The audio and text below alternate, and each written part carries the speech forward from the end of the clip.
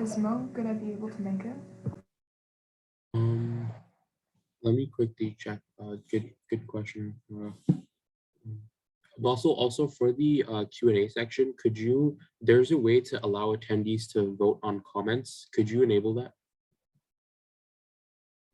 Okay. Thanks.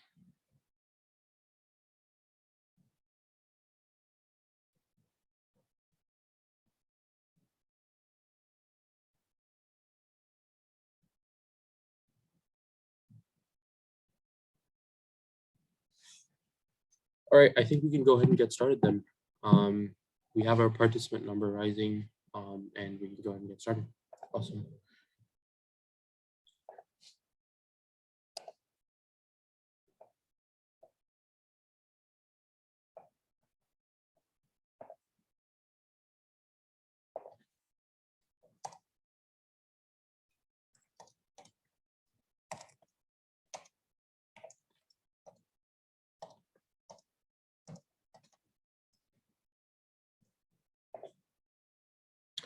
So, hello everyone, and welcome to the second day of the E-Waste Alliance Global Summit. We're thrilled that you could join us today. Feel free to type in the chat where you're tuning in from and what time it's over there. My team and I are looking forward to facilitating more productive conversations about the e-waste crisis and how we can alleviate it in the 21st century. For those of you who are joining us for the first time, welcome. My name is Aryan Singhal. I'm the International President of the E-Waste Alliance, which I founded in 2018 with a group of peers. E-waste is a crucial, although somewhat niche environmental crisis that necessitates awareness and action, which is how our organization has risen to success and prominence both locally and globally. As of now, we have 8 international chapters in Houston, New York, Seoul, Songnam, London, Dubai, and New Delhi. 4 more are also currently in formation. Our partnerships with trusted e-waste recycling facilities has allowed us to sustainably dispose of over 500 kilograms of e-waste, and our social media campaigns have allowed our reach to increase to over 500,000 people on Instagram. I will now pass it on to my fellow executive team members to briefly introduce themselves before we get started with our panelist presentations for today. First off, I'd like to introduce Mohammed Al-Din. Hey everyone, my name is Mohammed Al-Din, and I'm a senior at the American School of Tehran in Saudi Arabia. I am the Director of Outreach for the E-Waste Alliance, so my role is basically to communicate with programs that we work with and programs that we wish to work with, such as e-waste recycling plants and other partner environmental organizations. Hey there, I'd like to welcome back everyone who was here yesterday and extend a warm welcome to our newcomers. For those of you who don't know me, I'm Noura. I'm also a senior at American School of Tehran, and my position in the E-Waste Alliance is the Director of Operations. So my role is basically to coordinate logistics and organize events that EWA hosts, such as awareness campaigns and e-waste collection drives. Hi, my name is Noah, and I'm a senior at the American School of Tehran, and I'm the head of finance and fundraising for the E-Waste Alliance.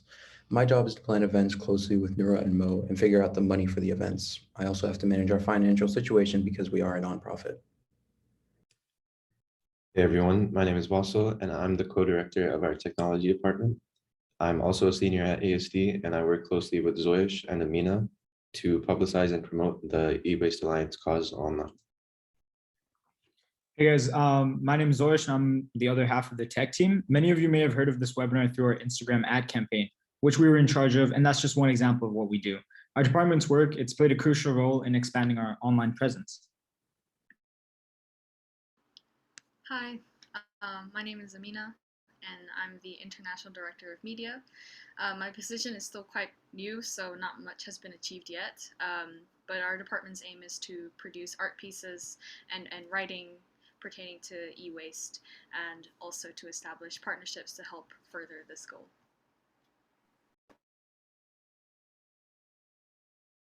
Our Director of Communications, Jawad Ansari, was unable to make it today, but essentially his role is to boost our community prominence and notoriety.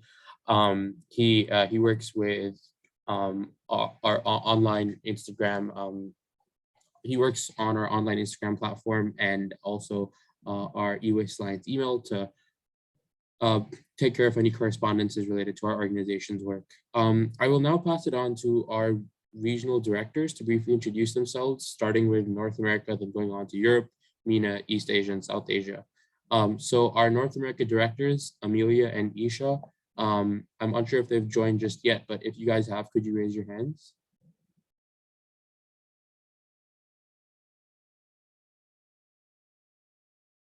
I think there's a slight delay. They did message me that they may be unable to join today. That's all right. We can move on to our East Asia directors. So I believe Jisoo or Seongyeon, could you guys raise your hands? Awesome. Jisoo, do you want to go ahead and introduce yourself? Sure. Hi, I'm Jisoo, and I'm the co-director of the East Asia branch.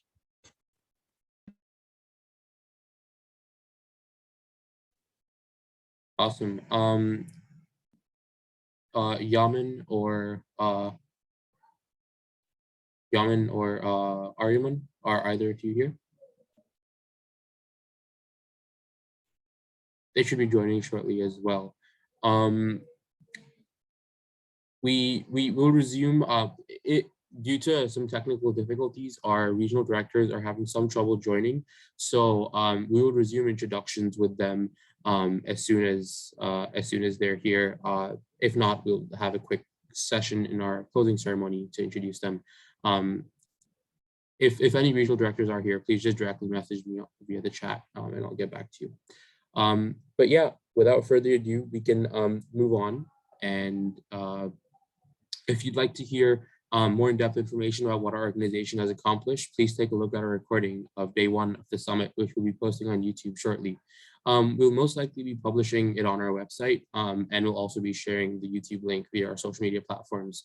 You can email us at the ewastealliance@gmail.com, and if you'd like to be sent a copy of the recording, our moderator, Marani, will be posting both these links in the chats. Just a quick housekeeping note before we start. Please keep in mind that I will periodically type in the chat that I'm going to be taking screenshots of the call for our social media. So because it's not an option for participants to turn on their cameras, only your name and Zoom icon will be visible. So please change your names if you would like to, and also your icons. So from time to time, I'll be putting in the chat to raise your hands so that I and the rest of our tech team can take pictures. Thank you. And also one last thing before we begin, please refrain from typing questions in the chat. If you have a point of inquiry, please put it in the Q&A box, which should be next to the raise hand button. If it is a question pertaining to the conference or organization as a whole, our moderator or exec team will answer it for you. And if it is a question that you have for a given panelist, then it will be relayed to them at the end of their presentation. So you can check the conference schedule in our official webinar brochure, which Maharani will be sending in the chat. So thank you.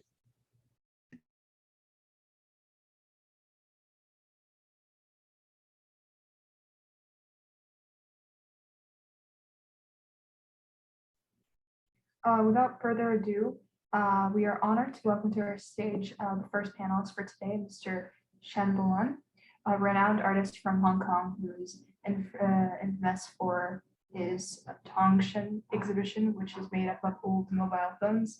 And he will be presenting on how art can be used to bring about social change, specifically focusing on the e-waste project that he did in China. Mr. Bolun should be joining us very shortly.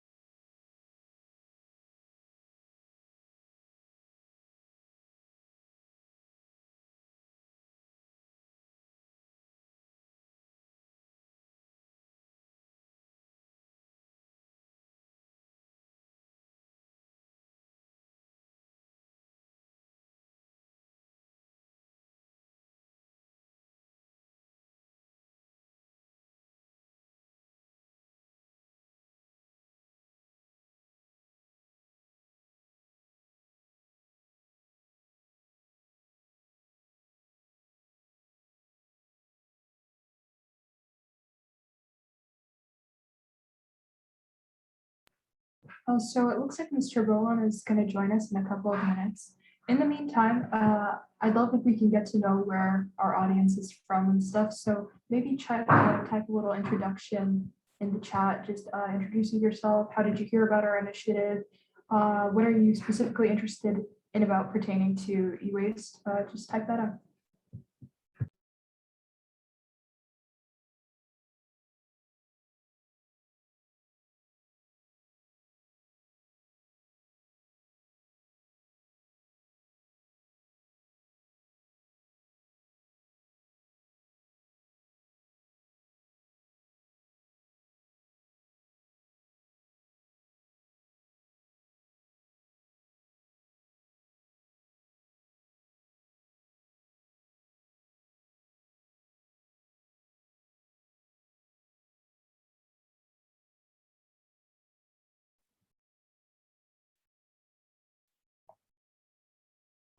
Also, a quick change from yesterday's conference.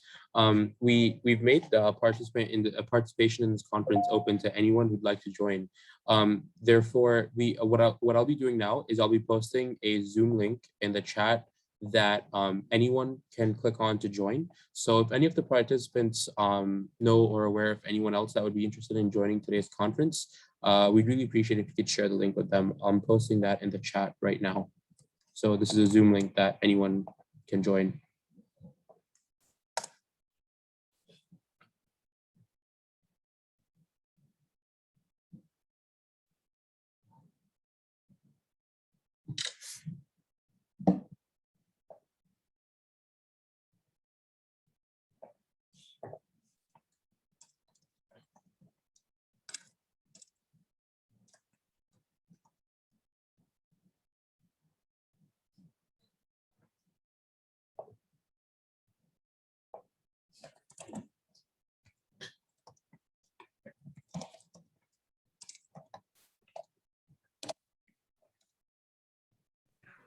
So we apologize for the delay, but hopefully Mr. Bowen will be joining soon. In the meantime, we can briefly introduce you to some aspects of our organization that maybe we didn't cover during today's introduction, but we did cover yesterday.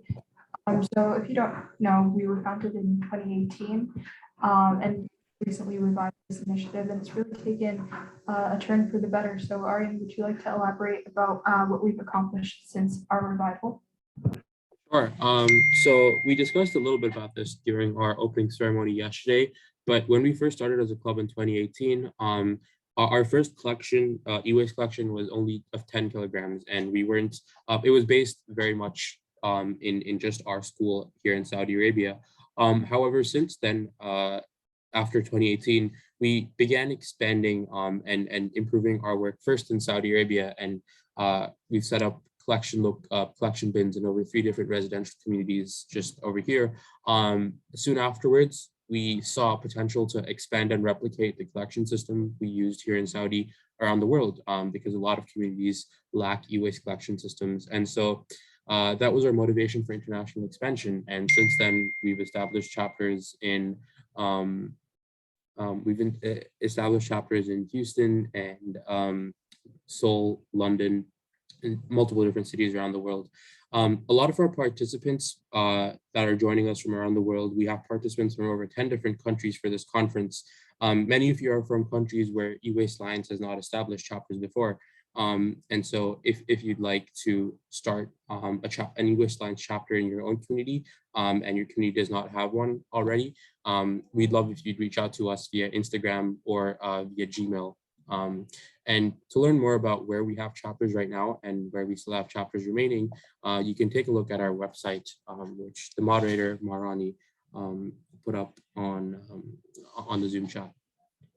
Mr. Bolun is having some VPN issues as he's attempting to log in from China. So what we will be doing now is just a quick overview of the speakers we have for today. So first, we are hoping Mr. Bolun will be presenting. After that, we have, after Mr. Bolun, our next speaker for the day is Mr. Rama, who is a member of a Belgian organization, Reuse.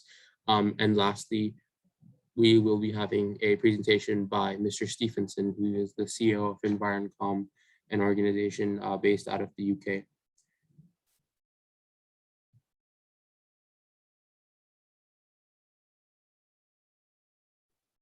If you guys have any preliminary questions about any of the panelists that we have presenting today, or just about our organization as a whole, feel free to leave them in the Q&A. We can do a quick session answering those questions while we wait for Mr. Bolun to log on.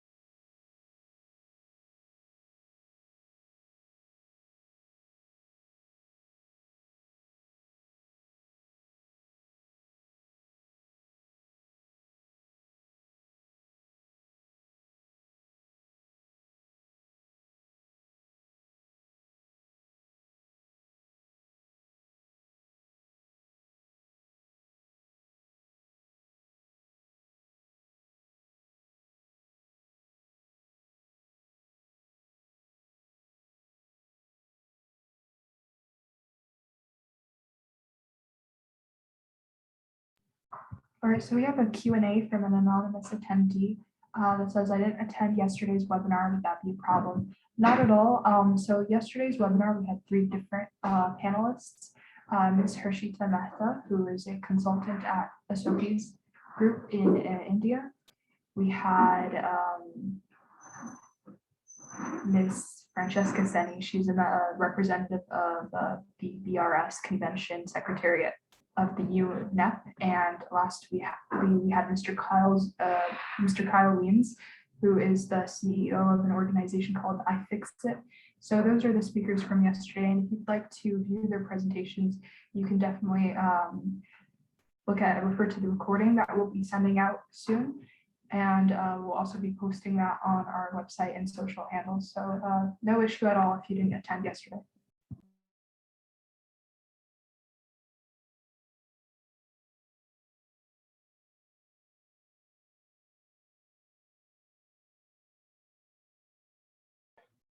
Mr. Bolun, I believe you're in the conference, but you've accidentally joined as a participant. So if you check your email, we've actually sent you an official link that you're supposed to use to join as a panelist. If you search your inbox for panelists for EWA Global Summit 2021 Day 2, that's the title of the email that you should have received. I'm posting that in the chat right now. If you search for that in your inbox, you'll see the link you're supposed to use to join as a panelist.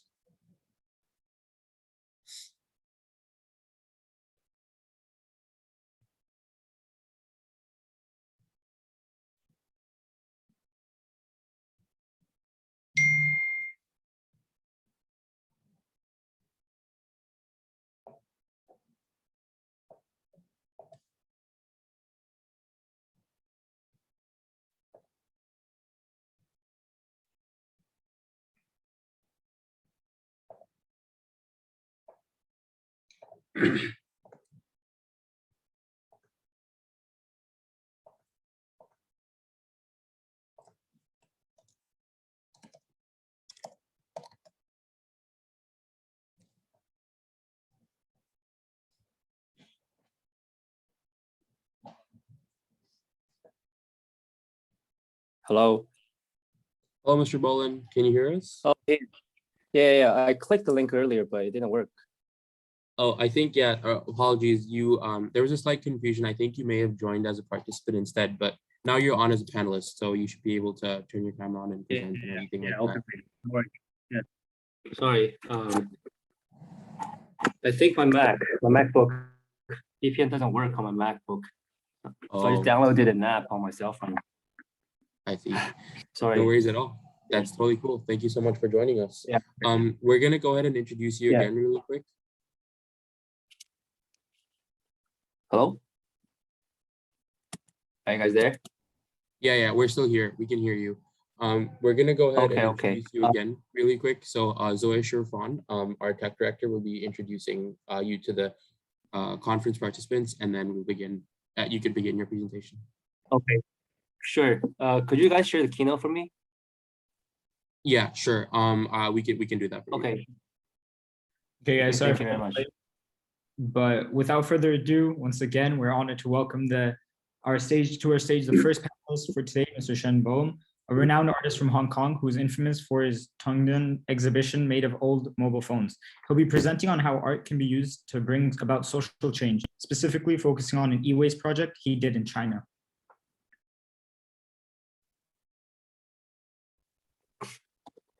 Just a few more minutes as we try to share the slideshow.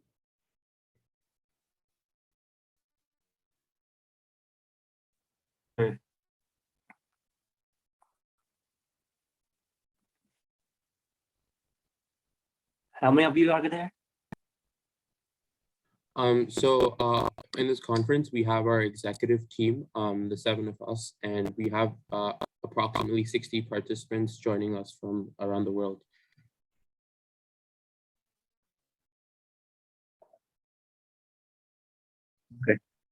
Okay. And our tech director, Basel, he's just downloading your presentation and he'll be sharing it. Sorry, guys. Zoom is not working in China. We have to use VPN to work. No worries. That's Very right. nice. Can you guys hear me clearly?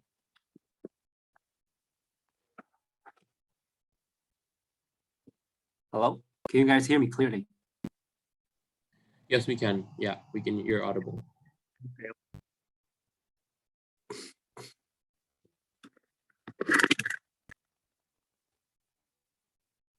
Oh, there's one guy who said he cannot hear it.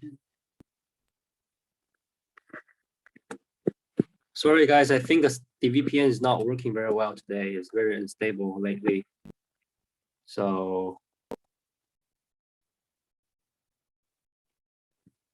shall we begin, or we are waiting for the keynote to play? Yeah, Basel, any update on the keynote? Okay. Yeah, so for the keynote, I'm still trying to figure it out. So I have it downloaded and do you need PowerPoint to present? Because I have PowerPoint on my computer. Maybe that works. yeah, Aryan, would you be able to present it instead? Okay, yeah, it's opening up for me. Let me just figure it out.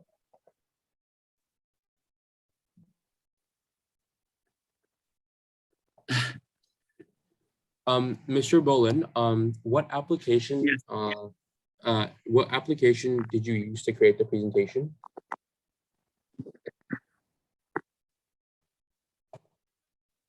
Keynote.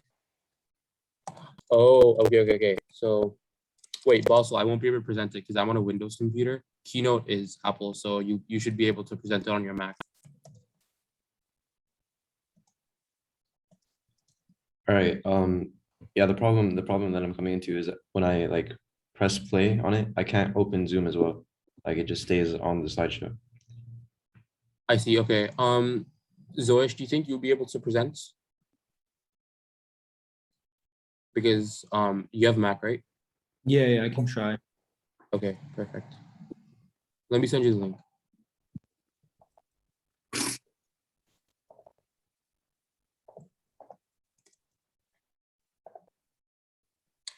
Sorry for the delay, everyone. We should have everything going very shortly. In the meantime, Mr. Bolin, do you want to introduce yourself really quickly, just like for a couple of minutes as we have our presentation coming on?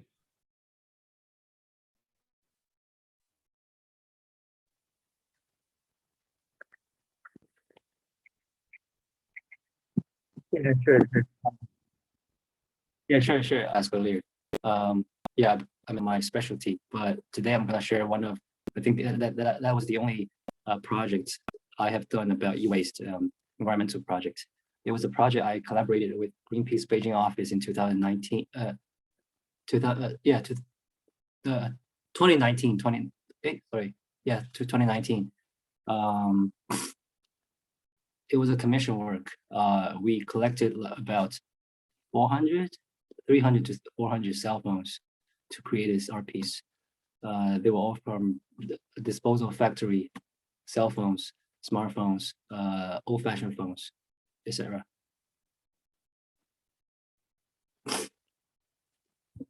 It's pretty cold here in Beijing, so I caught a cold today. I might sneeze anytime. Excuse me for that.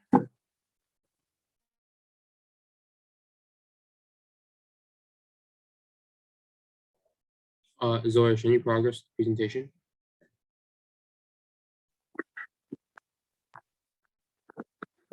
Give me 1 minute. I'm trying to figure it out. No worries. The funny question here. So many funny questions.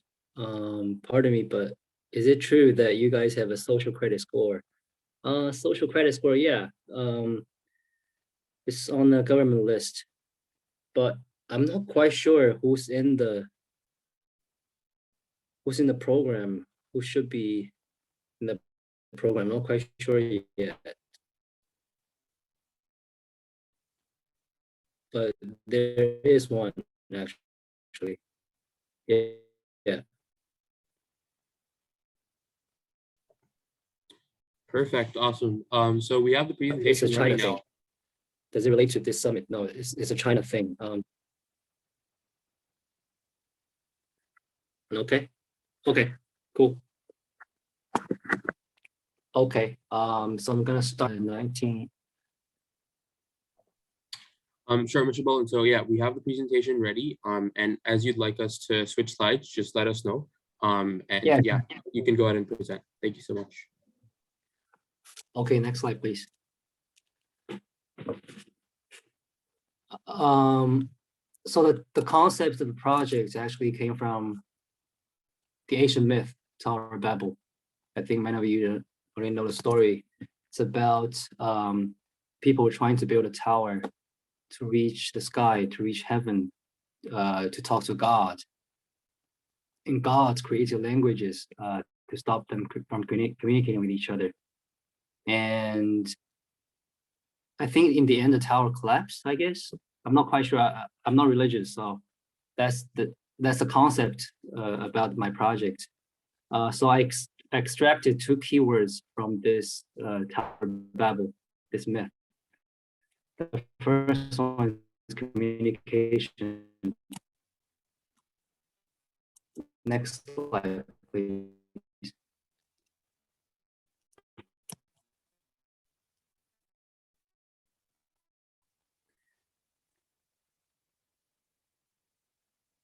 Next. Yeah, the first keyword is Tower of Babel. Languages, understandings, trust, talk, face-to-face talk. These are like communications. But today, well, like when we are talking right now, we are talking through devices, through mobile phones.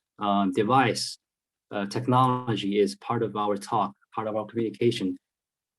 It's like our artificial limb. So I guess today's communication, we could never lack of devices, technology. So this is the first keyword. Next one, please.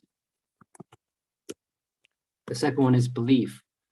When they were building this Tower of Babel, they had religion. They believe in God. I'm not religious. Most of the Chinese people are not religious. But in the history of human beings, we believe in religion. We believe in morality. We believe in virtue. But there's one thing I think today, the most common belief we forget. There's one thing I think is technology. Technology, science, accurate calculations, data. That's one thing we actually believe in. Like right now, we are using this app, Zoom.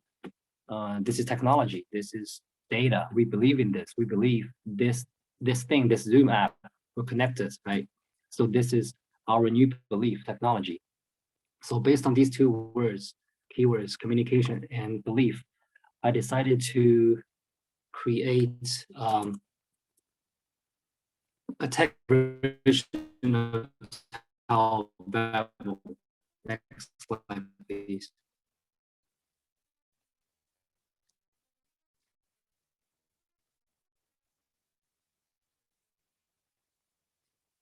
Next slide.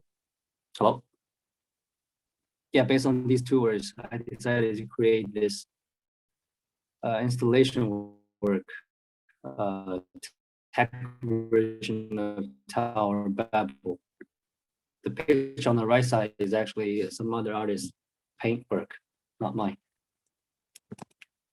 I couldn't find the manuscript I wrote 2 years ago, so I'm going to describe to you guys about how it works, the Tower of Babel thing.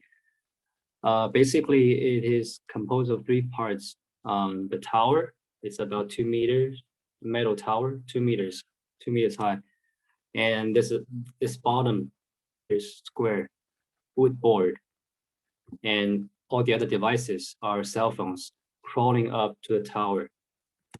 So basically, this is the idea of the composition of this tower. So in the picture, you can see, next slide, please, next slide.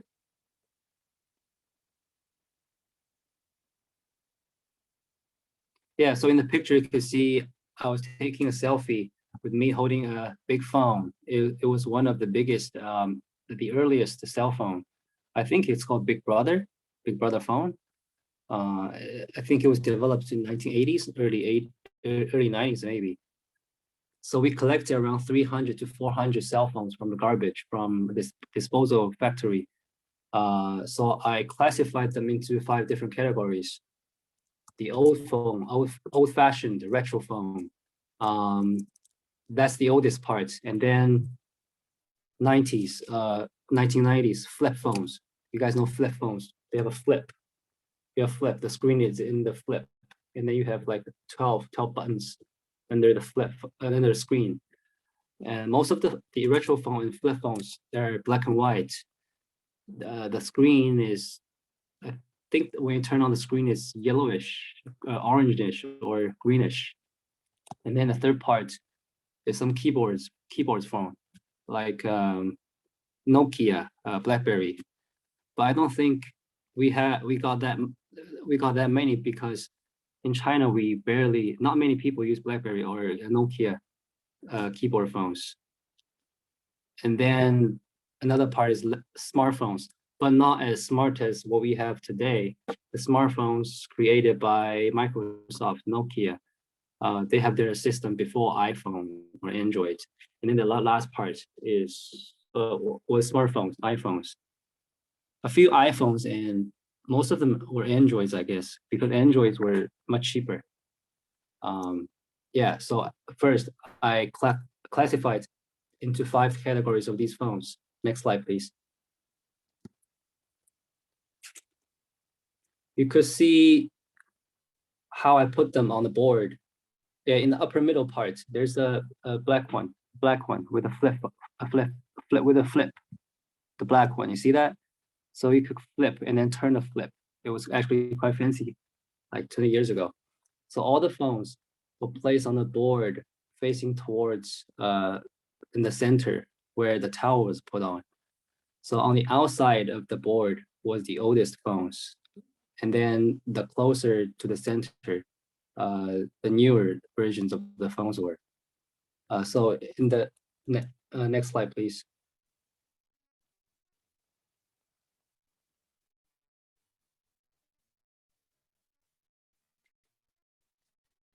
In the very middle,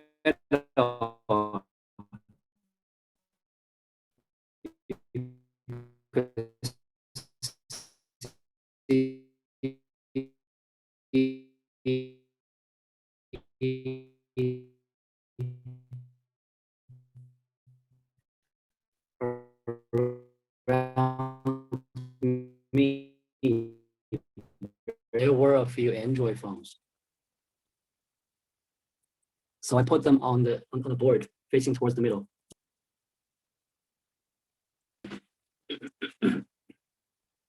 Hello? Hello, Shen Bolun, can you hear us? We can hear you.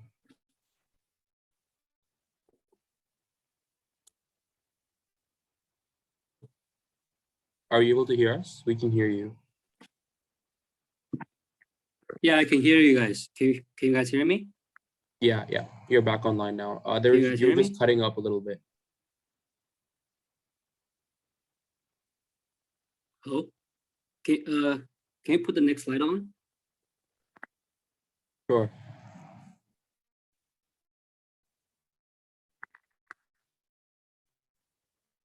Next. Yeah.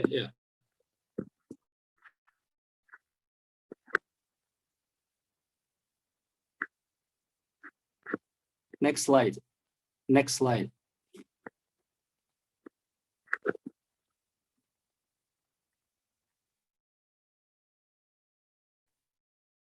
Hello?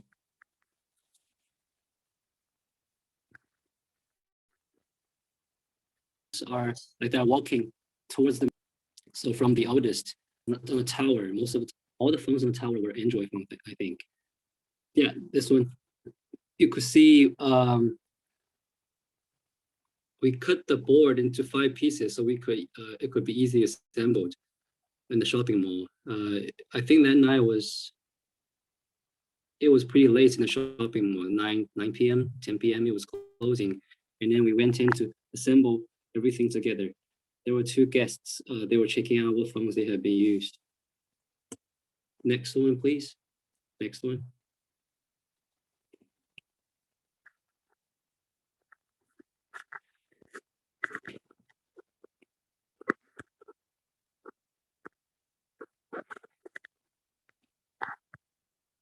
Which slide are you guys on? I think there's something wrong with this.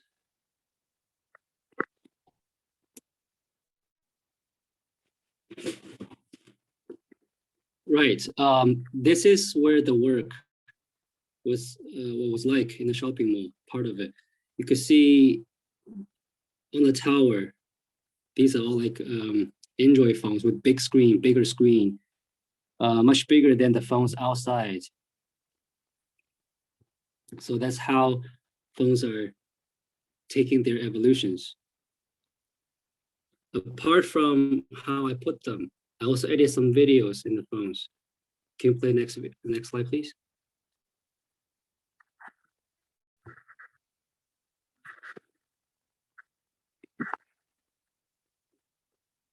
Can you guys see the video?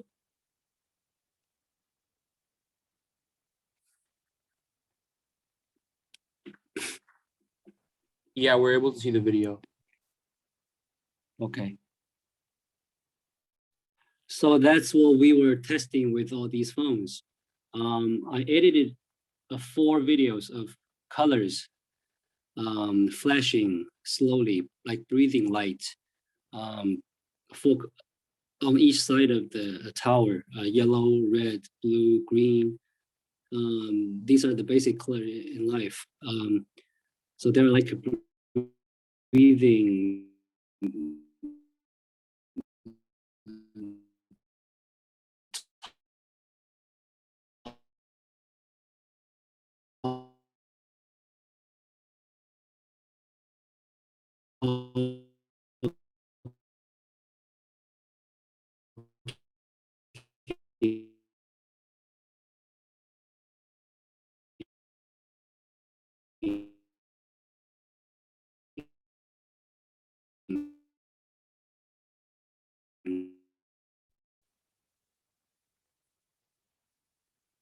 Hello?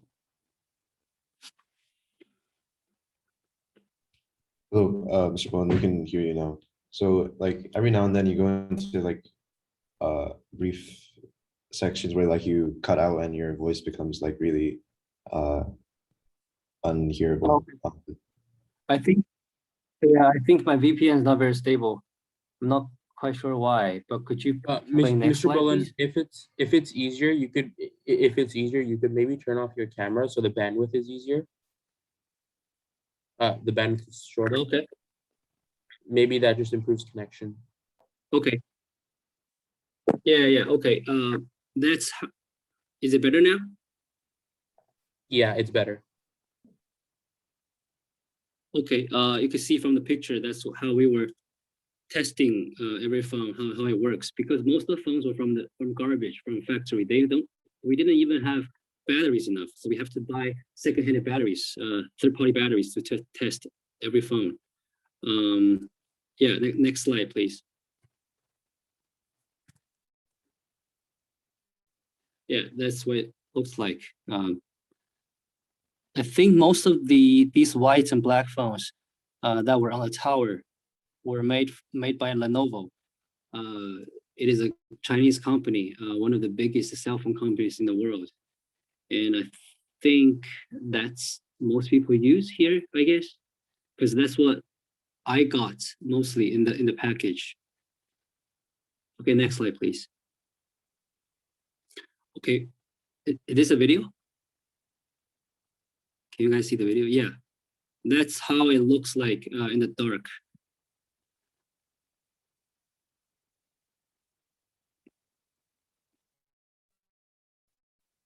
I added full colors: red, blue, yellow, and green. And made it flash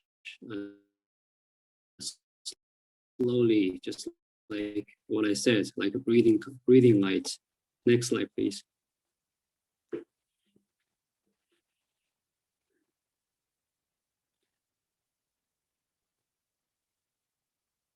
From outside of the factory, you could see it is like someone talking, someone going up from the bottom to the upper side. That's what I'm trying to create with the vision. However, the next one, please. In the daytime, in the shopping mall, it didn't look that good as I thought it could be. But we didn't have the chance to take a picture at night in the shopping mall. So it was like that. Mostly not like an installation, but more like I'm not quite sure how I call it. A design maybe. Yeah, next one, please.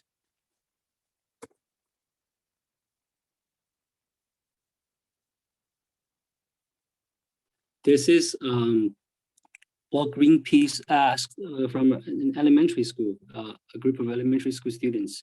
They came to study e-waste. They came to see what's going on with the phone evolution, what phone was like 20, 30 years ago. I guess I'm not quite sure how old are you are guys, but most of these students, they didn't understand, they didn't know, they never had the chance to see the old smartphones, the old phones, how they look like. They never had a chance to see that, except this time. Next one, please.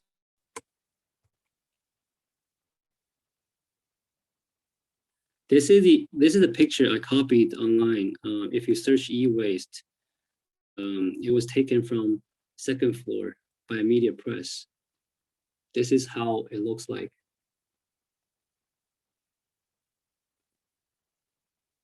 Next one, please.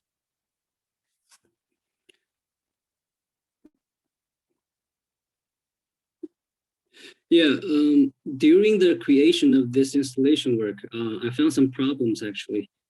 I actually bought lots of electronic stuff for this project, like power bands, like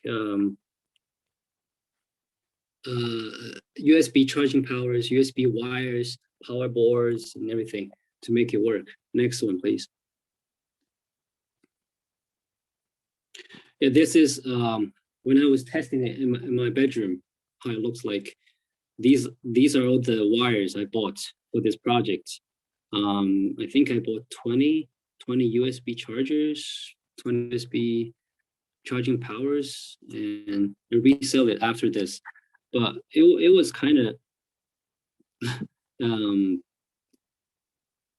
I don't know how I should put this, but it was kind of weird because when I was trying to create this e-waste installation artwork, I have to buy more e-waste and then resell it or throw it away. Yeah, it's kind of shameful actually. Next one, please.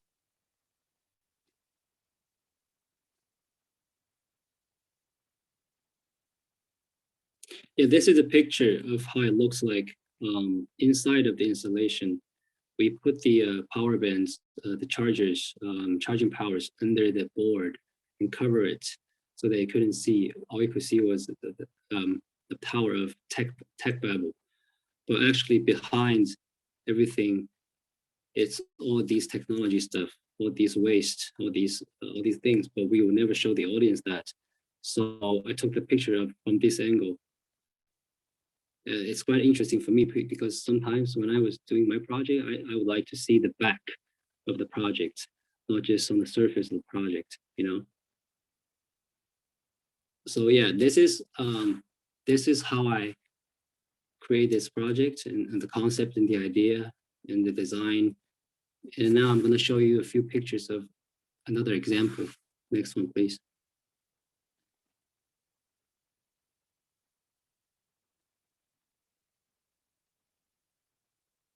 Next one, please. Yeah, I'm not quite sure how many of you have heard of the project bike sharing and bike waste, bike sharing app in China. I'm not quite sure how many countries have adopted this app plan. Bike sharing service is it's a system. No, it's a system that a few tech companies come up with. They share bikes through they built share bikes, so you could scan the code on the bike and then rent the bike for a short period of time, and then you park there and then lock the bike with the QR code on your phone again, so that the bike could be shared in the cities, mostly big cities in Beijing, in Shanghai, anywhere in China. But when it turned out a few years after this, we found out that the shared bike is not inconvenient, but it became full of waste, as you can see from the picture. I think the yellow one, it was called OFO. OFO, it was already broke. The company closed down already a few years ago, but it was really big in China, one of the biggest bike sharing companies. I think they even went to America. I'm not quite sure, but the orange one, the orange and the yellow one, they were the biggest companies. And they created so much waste. And also the chips. I've heard the story that the chips in the bike, I think they came from somewhere in the mountain. I'm not quite sure. But as you can see from the picture, there were definitely many chips, right? E-waste. Okay, the last page, please.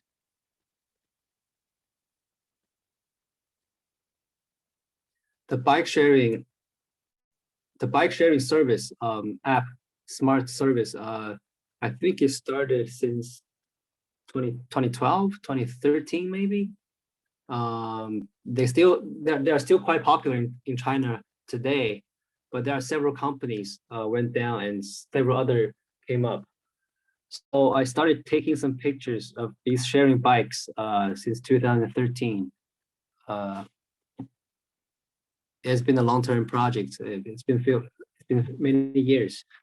So these are the sharing bikes I saw in the neighborhood, in the pathway around the subway station, and broken bicycles. You see that on the upper right. And the most funny picture I took in Chengdu, another big city in China, in the central China, which was taken in Chengdu, upper left, the red wall. These Chinese two characters, 传承 means inherit. And it's a funny story because inherit, what do you inherit from?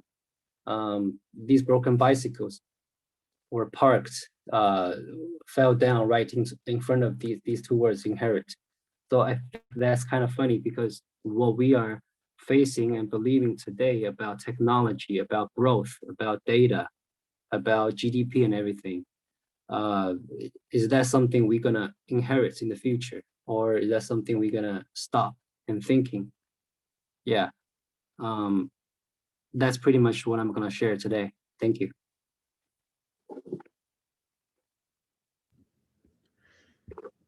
Thank you very much, Mr. Bolun, for your enlightening take on how using the medium of art to combat the e-waste crisis and the immensely interesting presentation. We will now be commencing the Q&A, which our moderator will be maintaining decorum for. Okay. Are we going to scrap, recycle these products, or are we going to find a way to dispose them more properly? So Mr. Bolun, our moderator Marani, she'll read out the questions that are relevant from the Q&A to you, and then you can answer them. Cool. Yeah. Okay, sure. Okay, starting with the first one, are we going to scrap/recycle these products, or are we going to find a way to dispose of them more properly? Oh, I'm not quite sure actually. The project I did, the Tower of Babel thing, I'm not quite sure actually how and where they recycle these phones to. I'm not quite sure actually. I think Greenpeace office, they recollected them again and then sent back to the factory. But what I've heard was most of the phones, these broken phones or abandoned phones, they were going to send them to through the mountains to the poor people, to the people living in village. Uh, I'm not quite sure the other ways of these disposals. Okay, and our next Next question one. is from an anonymous attendee. Will you be making a version with the TV?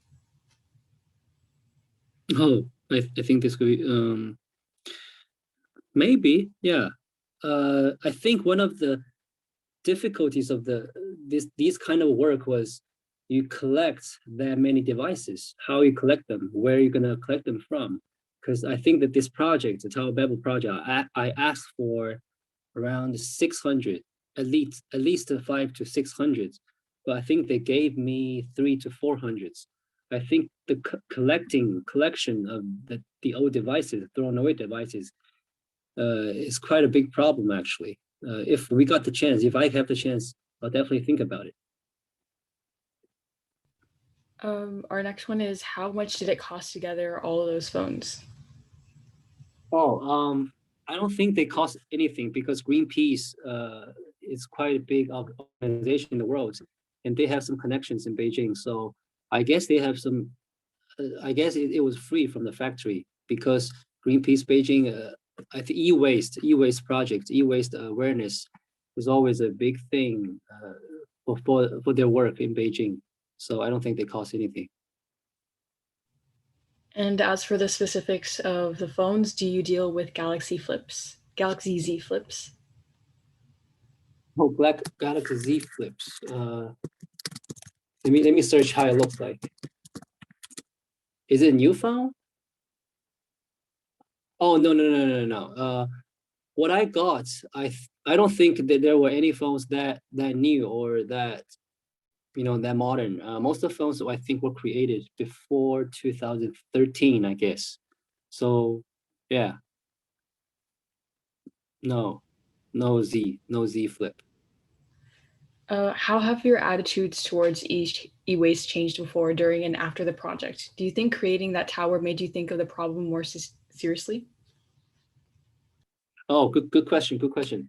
When I was in college around 18, 19, 20, I was a big fan of these devices. I follow it a lot. My first cell phone, my first smart cell phone was G1. Do you know G1? It was Android 1, the first ever Android phone by Google. It was created by Google. It was designed by Google, but it was manufactured by HTC, I think. It got a keyboard. That was my first smartphone. And then my second one was Xiaomi first type. Do you know Xiaomi? Xiaomi is like one of the biggest smartphone company in China in the world. Xiaomi first. And then my third cell phone was Moto X1, Moto X first generation, which was designed by Google too. That was their first collabo with Motorola. So I was a geek actually. I follow lots of tech, lots of tech roads. I like these apps. I try lots of apps. I have Nexus 7 first generation, which was I think the world's first generation of small tablets. And also I have Pixel 1, Google cell phone Pixel 1, the first generation. So all I had was the first generation. But right now, a few days ago, I think I received an email from Google. They told me they just released Google 6. But right now I'm still using Google 3. Yeah, I think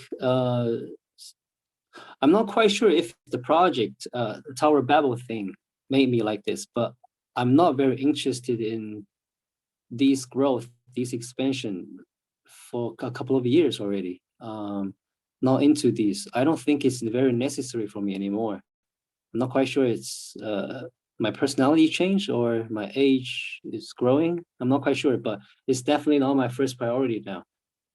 These devices, this technology, like I said before, tech growth, increasing. Is this something that I want or we want? It's a big question, actually.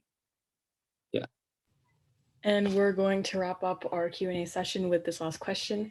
Are there any projects in particular that uses speakers as the materials, since usually speakers don't get used in these artworks? Speakers, you mean like microphone, right? Yes, or the ones that have audio. Oh, actually, after I created the Tower of Babel project, I searched online and then I found out another project in a museum in Britain. What was it called? It's a big project. It's also a Babel Tower, actually. This guy created like 20 meters tall Babel Tower with all devices building up, but he didn't use cell phones. He used iPods. He used radio. He used were there TVs? I couldn't remember. Radios, iPods, DVD, MDs, all these speakers building up together. From the bottom, I think it was radios, and then to the top or the middle is iPods. That's what you said, speakers. It was like 10 meters tall, 20 meters, I'm not quite sure. It was really high.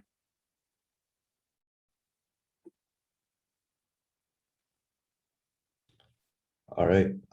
Thank you everyone for your questions, and thank you, Mr. Shen, for your insightful answers. So for now, we're going to be moving on to our interactive discussion. And so this is a space where everyone can put out their thoughts and opinions on a question, which I'll be pasting into the chat box now. So just give me a second.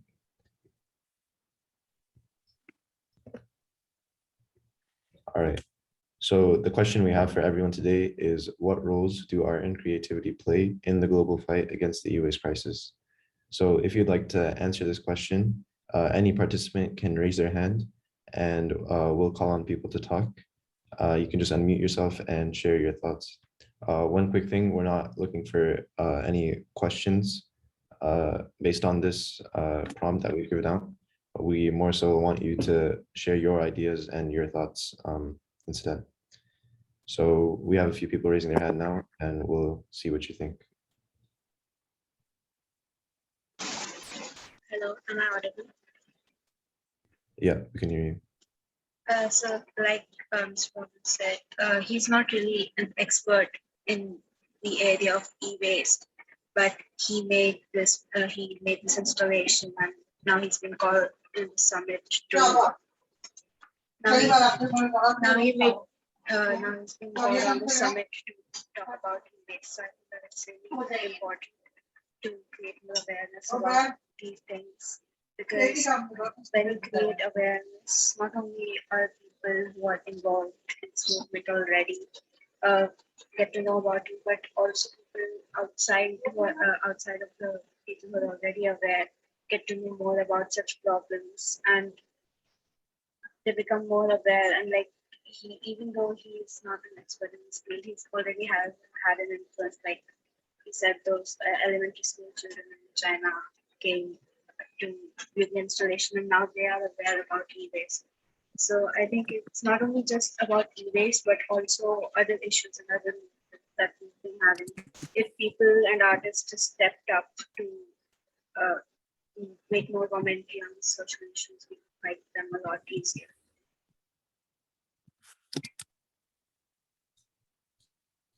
All right, thank you very much for that answer. I definitely agree, and that's a very insightful opinion. So anyone else would like to talk? Just raise your hand and I'll call on you.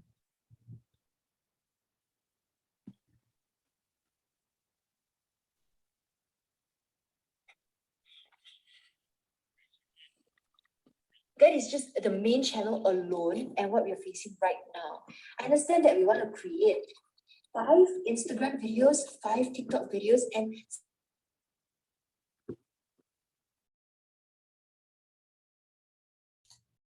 All right. Any other attendees, if you'd like to speak, just raise your hand and you can answer the prompts. What roles do art and creativity play in the fight against the e-waste crisis? Mr. Bolun, do you have anything that you'd like to say based on this prompt? No, I'm good. All right. If there's some yeah. question, I would like to answer though. Okay. Yeah, I think if there are any like last questions, we'll just take one. But if not, we'll just move on to the next part as we just need to move on with the schedule.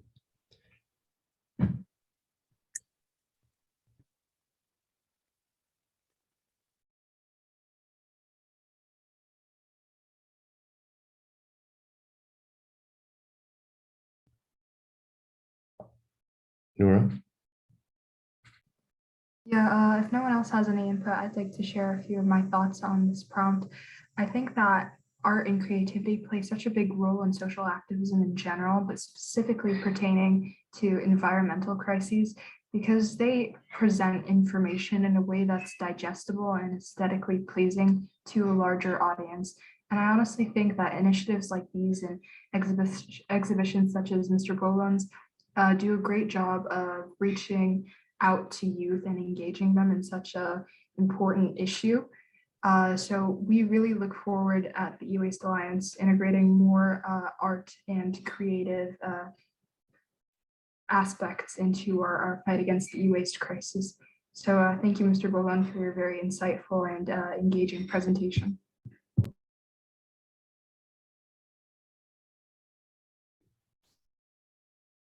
All right, so I think that's it for the interactive discussion. Aryan, you can take it away and introduce the next section. Sure. So we're pleased to welcome our, thank you very much, Mr. Bolun, for your wonderful speech. We really enjoyed it. We're pleased to welcome our second speaker for today, Mr. Matthew Rama. He's a Senior Policy Officer of the organization Reuse, and will be presenting on the work that his organization has been doing to combat the e-waste crisis. Marani will be moderating the conference. And yeah, Mr. Rama, we're ready for you to begin presenting whenever you're ready. Yep, I will share my screen. So yeah, first of all, thank you very much for the invitation. It was very inspiring to see the previous presentation. I think, as I said, like art is really one of the best means to tell a story, to make people understand how important this waste crisis is. So yeah, I'm sharing my screen. I hope you can see it now. Yes, it's visible. Yeah, but you probably won't see the good one. Let me try again. Yep, this should be okay now. Can you see the presentation? Yep, it's visible. Perfect. So I wanted to start with small statistics from Germany. So they are not representative from the whole world, fortunately, in fact, because they are quite mind-boggling. So I'm not sure you can see. Yeah, I think I'm back around. So basically, so in yeah, I think I show everything at once. Okay, so on the left side, you can see what has been discovered from a study which has been conducted in Bavaria. So it's a region in Germany. In a random, not in a random collection points, like in several waste collection points studied. It was found out that there was around 20% of discarded products that could be directly reused because as good as new or simply requiring a little cleaning. So yeah, 20% of products were actually directly reusable. Then there were in average 39% that could be prepared for reuse if going through repair operations. So that's a total of around 60% of potential reusability of what is collected in this region. And then there is only 42%, like around 42%, which indeed has to go for recycling because it's too damaged to be reused. But the thing is that at the moment, what is actually happening in Germany is that there is only 0.5% of what is collected through these waste collection points, which is actually prepared for reuse.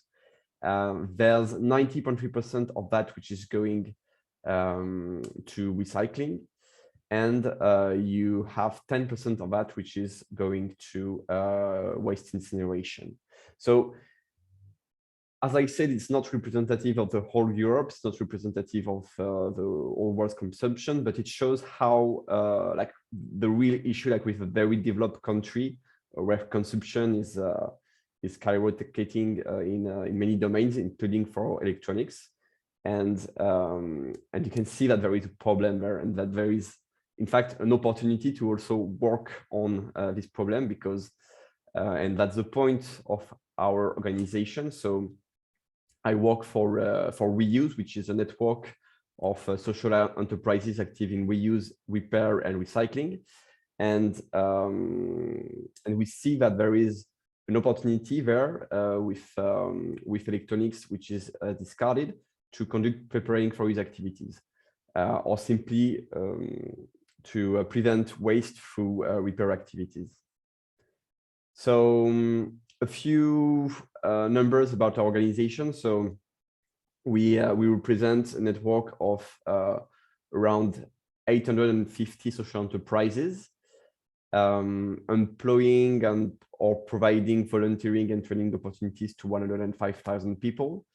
And our members collect every year the equivalent of 1,000 tons of material, which is more or less the weight of 137 Eiffel Towers.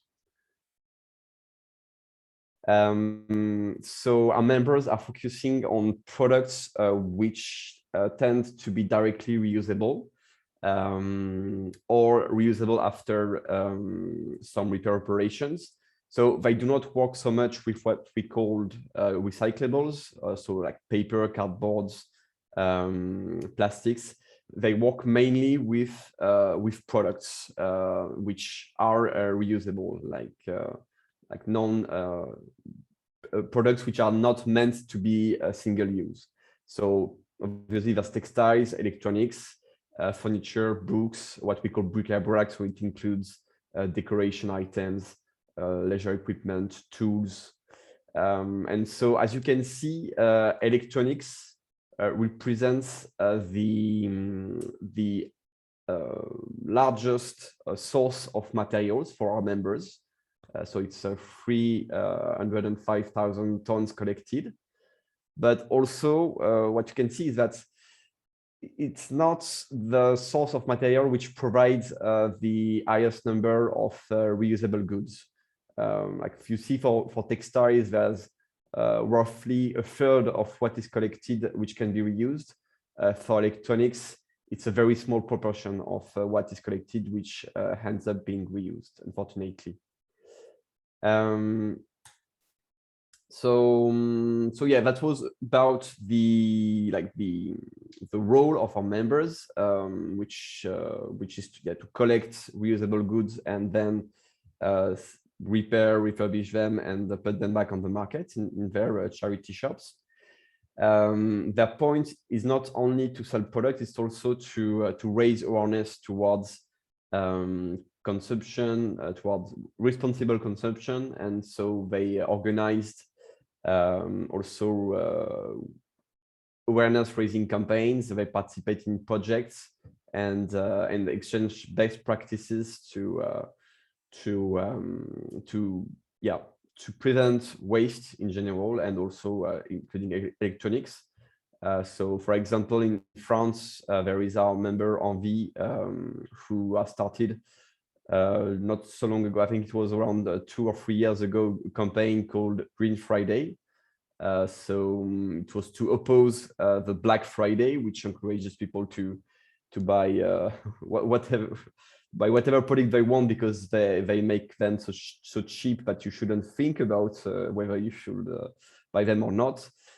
So the Green Friday is really the opposite. Is to encourage people to firstly consider not purchasing something if they don't need it, and then if they actually need it, to look if it's a product they want to replace because it's not working anymore, look into repairing it instead, or look into buying second-hand products instead of a new one.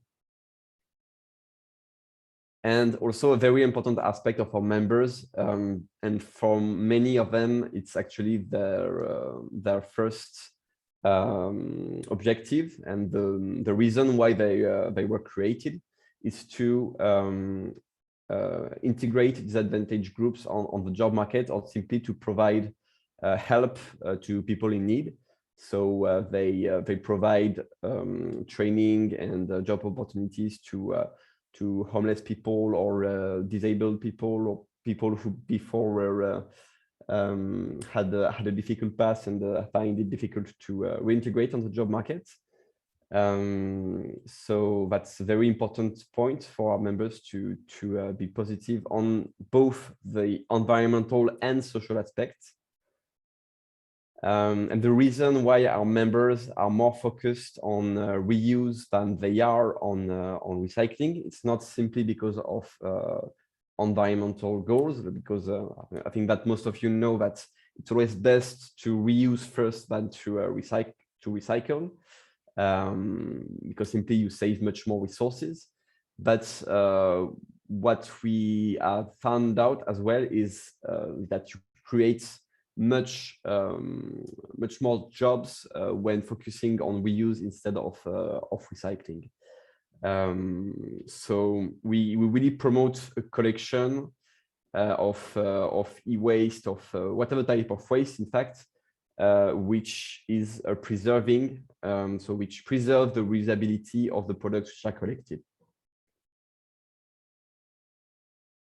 So it's really an implementation of the waste hierarchy. There is a waste hierarchy at EU level, which is so in many legislation at the level of the European Union, you have the principle of the waste hierarchy, which is repeated many times, but it's not implemented as it should be. Like, it's really kind of what we call a tiger of paper in a way, this principle of waste hierarchy, because it's in many legislative texts, but it's never concretely applied, meaning that, for example, at the moment at EU level, you have combined recycling and preparing for use targets for electronics and for waste management, for municipal waste in general, but you do not have separate targets for preparing for reuse.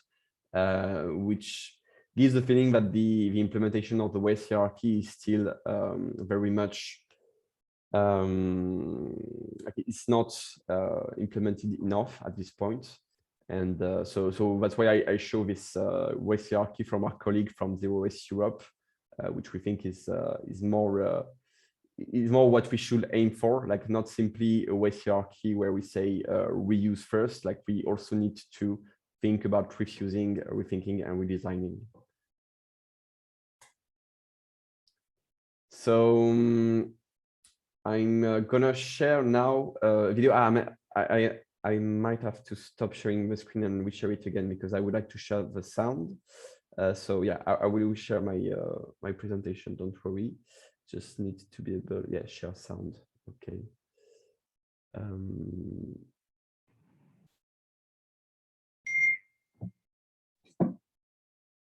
Okay.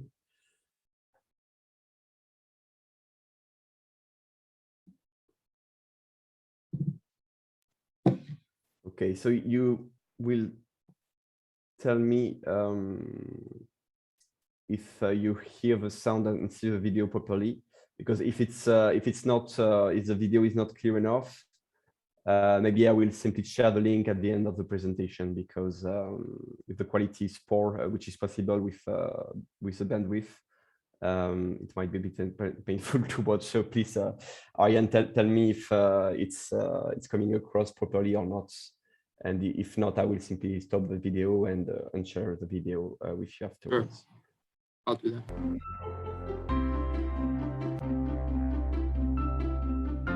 La preparación para la reutilización de residuos de aparatos eléctricos y electrónicos es una actividad que históricamente realizan las entidades sociales dedicadas a la inserción sociolaboral de personas en situación de vulnerabilidad social.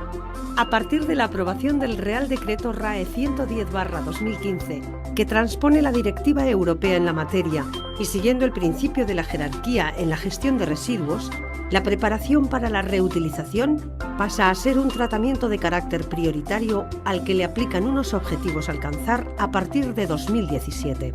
AERES, la única red española de centros de reutilización y preparación para la reutilización con fines sociales, promueve esta actividad desde hace más de 20 años por sus beneficios ambientales, sociales y laborales. Persigue también la profesionalización y la mejora continua del sector para obtener unos procesos basados en la seguridad, la calidad y las garantías. La Administración ha sido crucial para el apoyo y desarrollo de esta actividad. Acompáñanos a ver cómo trabajan nuestros centros en cada una de las fases del proceso. Para mejorar el potencial de preparación para la reutilización, es muy importante acceder a los residuos lo antes posible. ¿Sí? Hola, buenos días. ¿De Chaye? Sí, de su fundación de Chaye.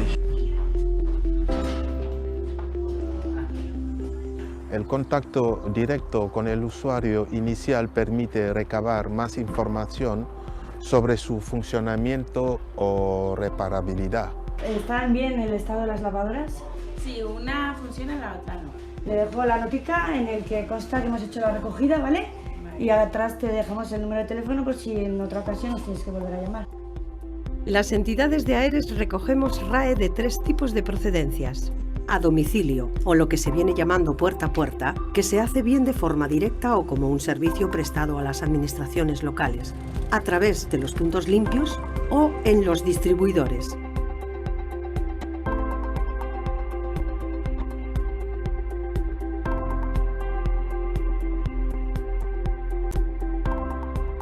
En todos los casos se hace entrega del justificante o albarán de recogida que permitirá iniciar la trazabilidad del aparato. En esta fase es primordial que los aparatos sean tratados cuidadosamente durante las cargas y descarga y el transporte, evitando golpes, roces, roturas u apilamiento excesivo. Del mismo modo, en el caso de los puntos limpios, es fundamental que estos cuenten con espacios apropiados para el depósito de los RAE, a cubierto e impidiendo lanzamientos, apilamientos, etc.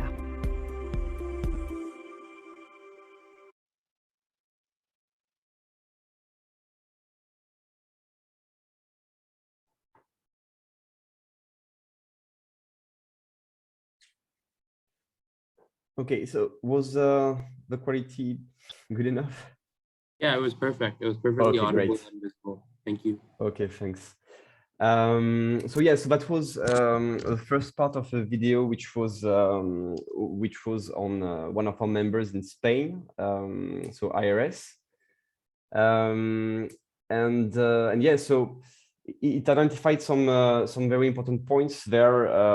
What is part of the logistic of the reuse value chain, which is extremely important, is the collection.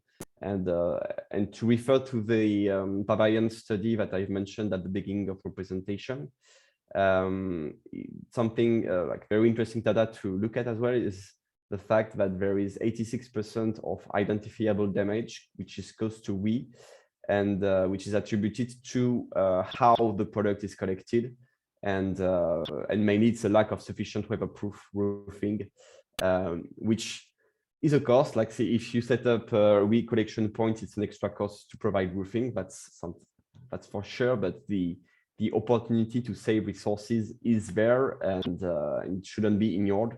It sounds a bit like simplistic to say, yes, if you collect e-waste, you have to protect it from the weather. It seems pretty basic, but it's not implemented as much as it should be in Europe. So it's a very important point on which we insist. Like we need to collect e-waste in a proper way so that you protect its reusability. And there is actually a recent update of what we call the Waste Framework Directive. So it's a European legislation which covers all the aspects of waste management at EU level, particularly focusing on municipal waste. There is a separate directive for waste electronics, but actually that's the Waste Framework Directive has been updated recently and provides that member states should take measures to promote preparing for these activities, and notably by giving access to waste held by collection schemes or facilities, and also to collect these products in a way where these products will be protected from damage. So hopefully this situation with the poor collection of e-waste will improve in the future, but it's not, we're not there yet. And that's why, so it's a pretty old campaign now. It was even before I was in reuse, so I was working for reuse, so it must be like 7 or 8 years ago. But we have led a campaign with our partner ECOS to promote the proper handling of e-waste in collection points. So that was a We Love campaign. And our members are very active in developing collection methodologies to protect, like to make it both to protect the products which are collected and to also make it easy for discarders to do so. So they've been involved in a lot of collection points which can be set, like for example in supermarkets, like in parkings where people are used to going.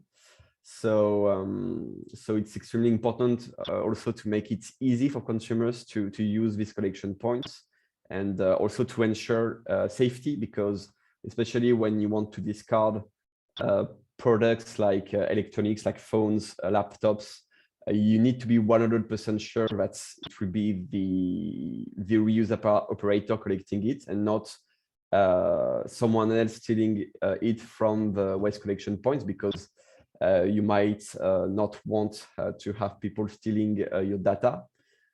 So yeah, it's important to develop collection points which also inspires trust for discarders. And also in terms of policy, there are some great examples at national level, not at EU level, unfortunately. Sorry, because I say EU, like it's, when I say EU, it's European Union.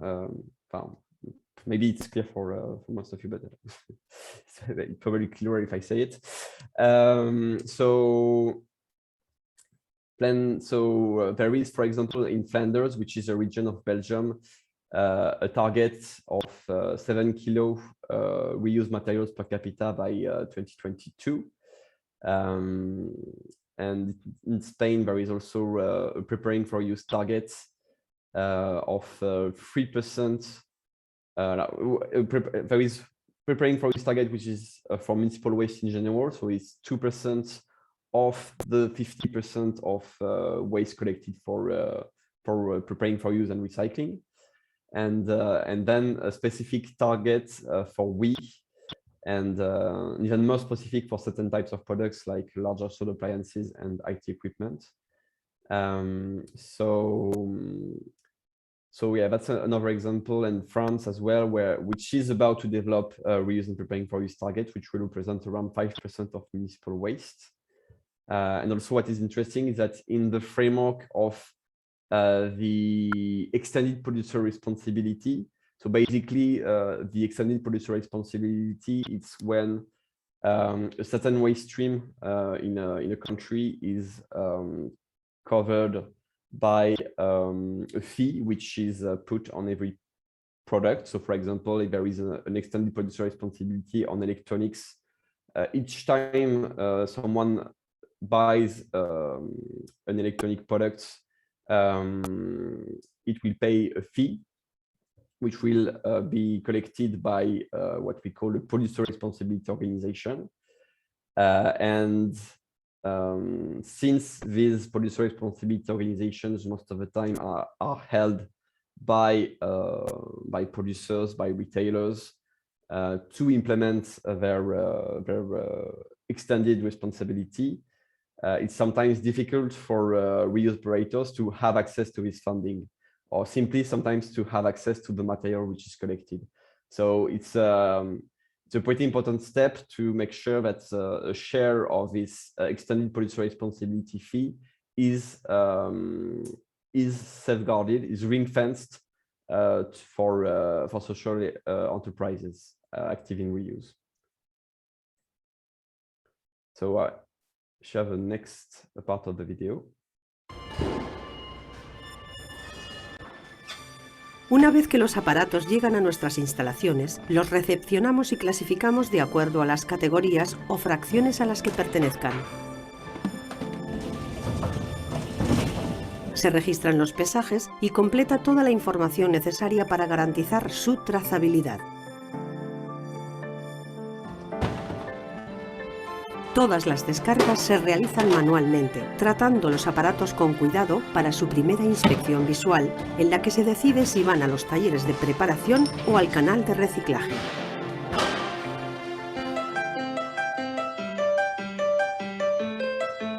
Dentro de los talleres de preparación para la reutilización, lo que hacemos es hacer una preselección de todos los aparatos que se van a enviar a los diferentes departamentos. A todos ellos se les va a abrir una ficha de seguimiento, en los cuales se va a poner las incidencias que tienen, pues si les falta un cable, si se les sustituye una pieza, en qué condiciones está, y todo ello para poder tener un control de ese aparato, que una vez que salga al mercado tenemos todo el historial. Nuestro principal objetivo es garantizar la seguridad y la calidad de los aparatos que vamos a poner después a disposición en el mercado. Para garantizar la seguridad de los trabajadores y de los futuros clientes, es muy importante tener una instalación eléctrica adecuada, con magnetotérmicos y diferenciales que nos avisen y protejan de cualquier problema como cortocircuito o derivación. En el caso de los aparatos de lavado, lavavajillas, lavadoras o secadoras, cada puesto tiene su enchufe y entradas y salidas independientes de agua y están aisladas de cualquier estructura metálica para evitar derivaciones. En el mismo sentido, se pone especial esfuerzo, por ejemplo, en la detección de fugas de microondas, según lo que establece la norma vigente.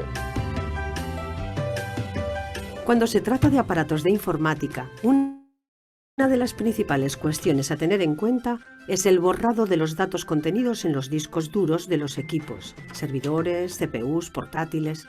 Lo hacemos de forma 100% segura y garantizada, y en el caso de que la información no se pudiera borrar o que el disco duro fuera obsoleto, lo destruimos físicamente. Una vez comprobado que el borrado es irreversible, se entrega un certificado que lo garantiza. Además de la seguridad, el procedimiento es exhaustivo en cuanto a la comprobación de todas las funcionalidades de cada tipo de aparato. Por ejemplo, en el caso de las lavadoras, se revisan todos los programas a diferentes temperaturas y revoluciones, con ropa y sin ropa. En el caso de los aparatos de refrigeración, utilizaremos termómetros digitales en cada compartimento para así obtener unas gráficas y analizar el funcionamiento del aparato.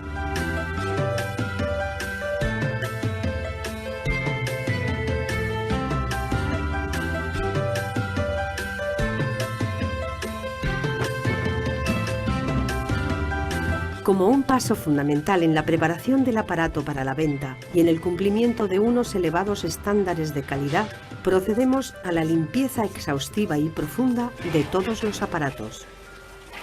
Una vez limpios, los aparatos pasan a la zona de control de calidad.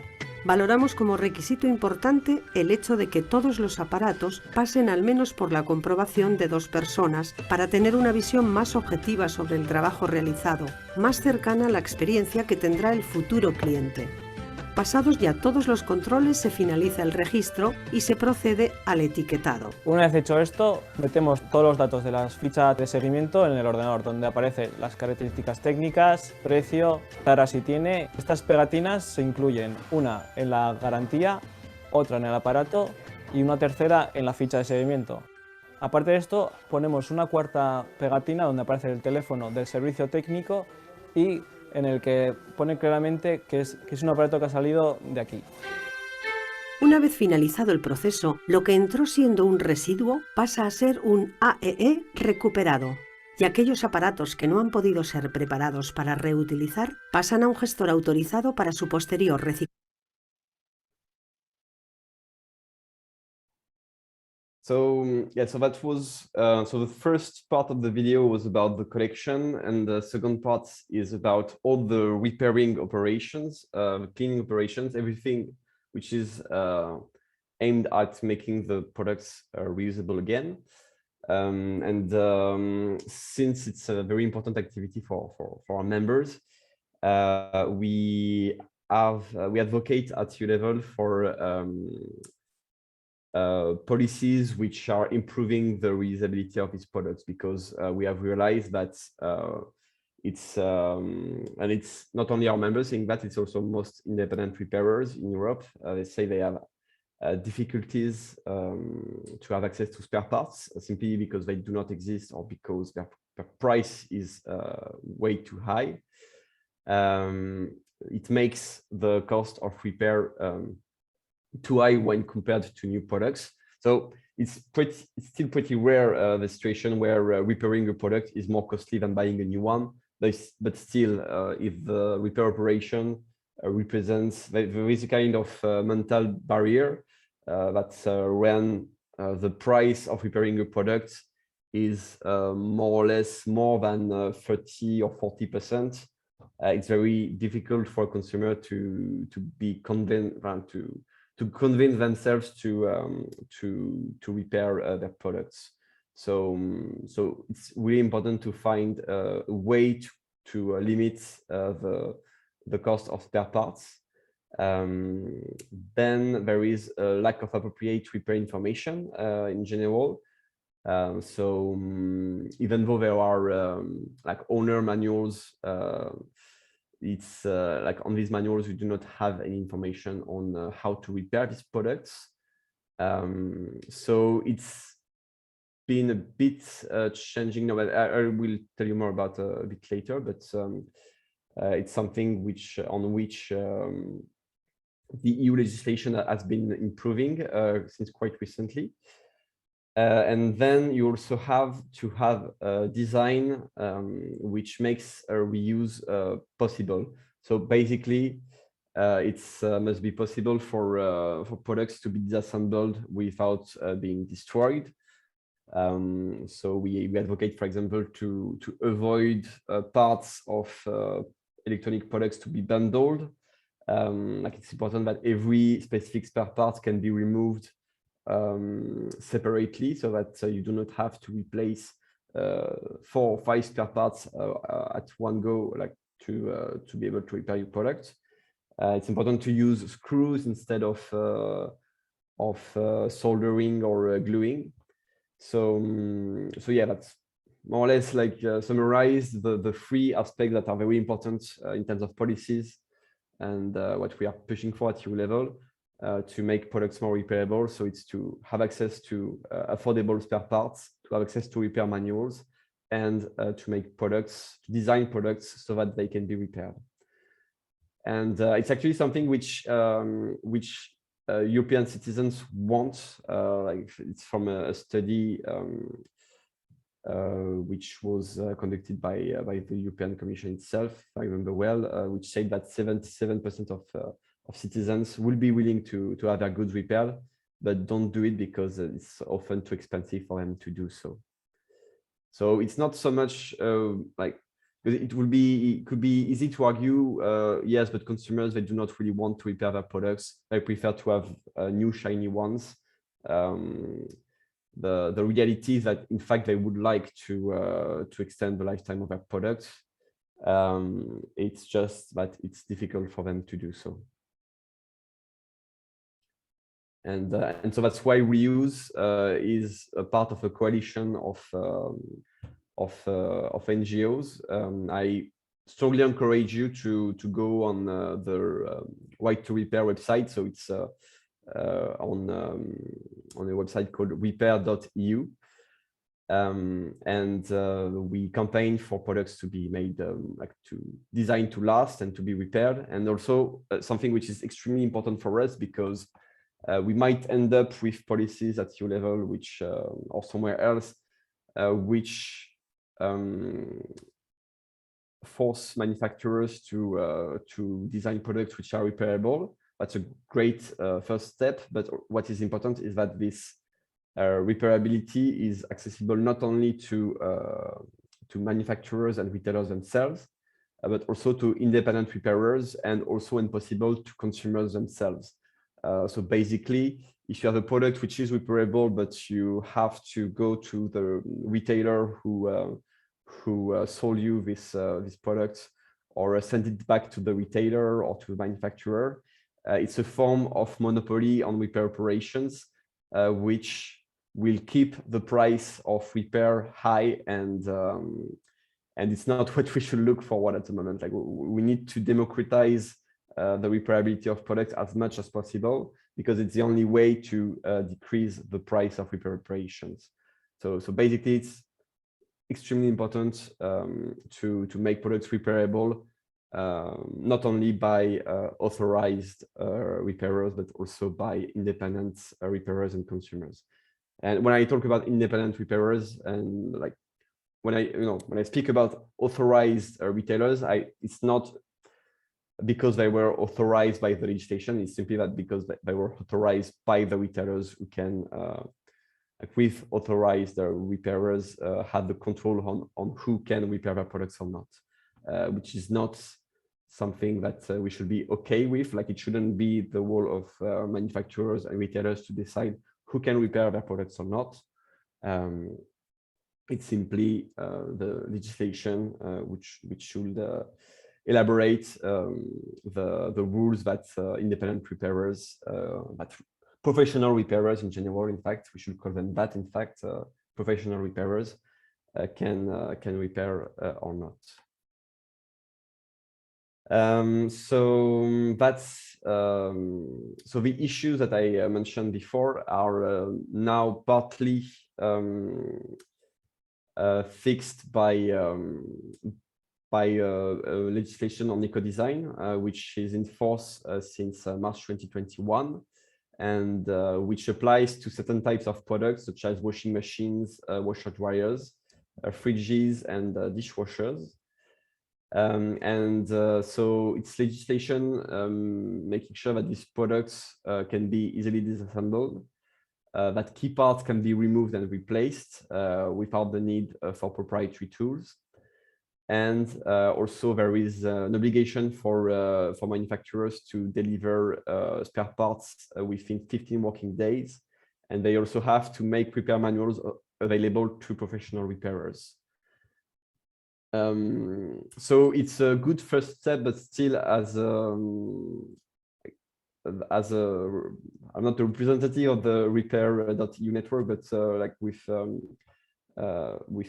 other NGOs working on that issue, we think that it's a good first step, but it's not strong enough. Like, for example, the list of spare parts which is accessible only to professional repairers is decent, but the one like the list of spare parts that consumers can get is extremely limited, on the ground that if consumers try to repair their products on their own, it's not safe enough. So we kind of disagree with that statement that consumers shouldn't be able to repair their own products.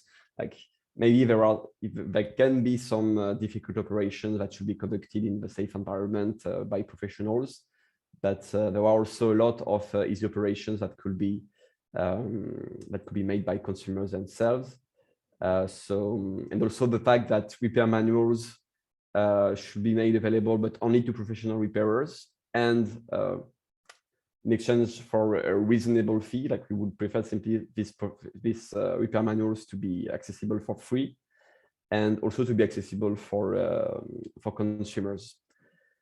So yeah, it can be improved. Hopefully, it will improve in the future. But at least there's some form of legislation on the eco-design of products which are put on the EU market. So now I think it's the last part of the video. Oh. Reciclaje.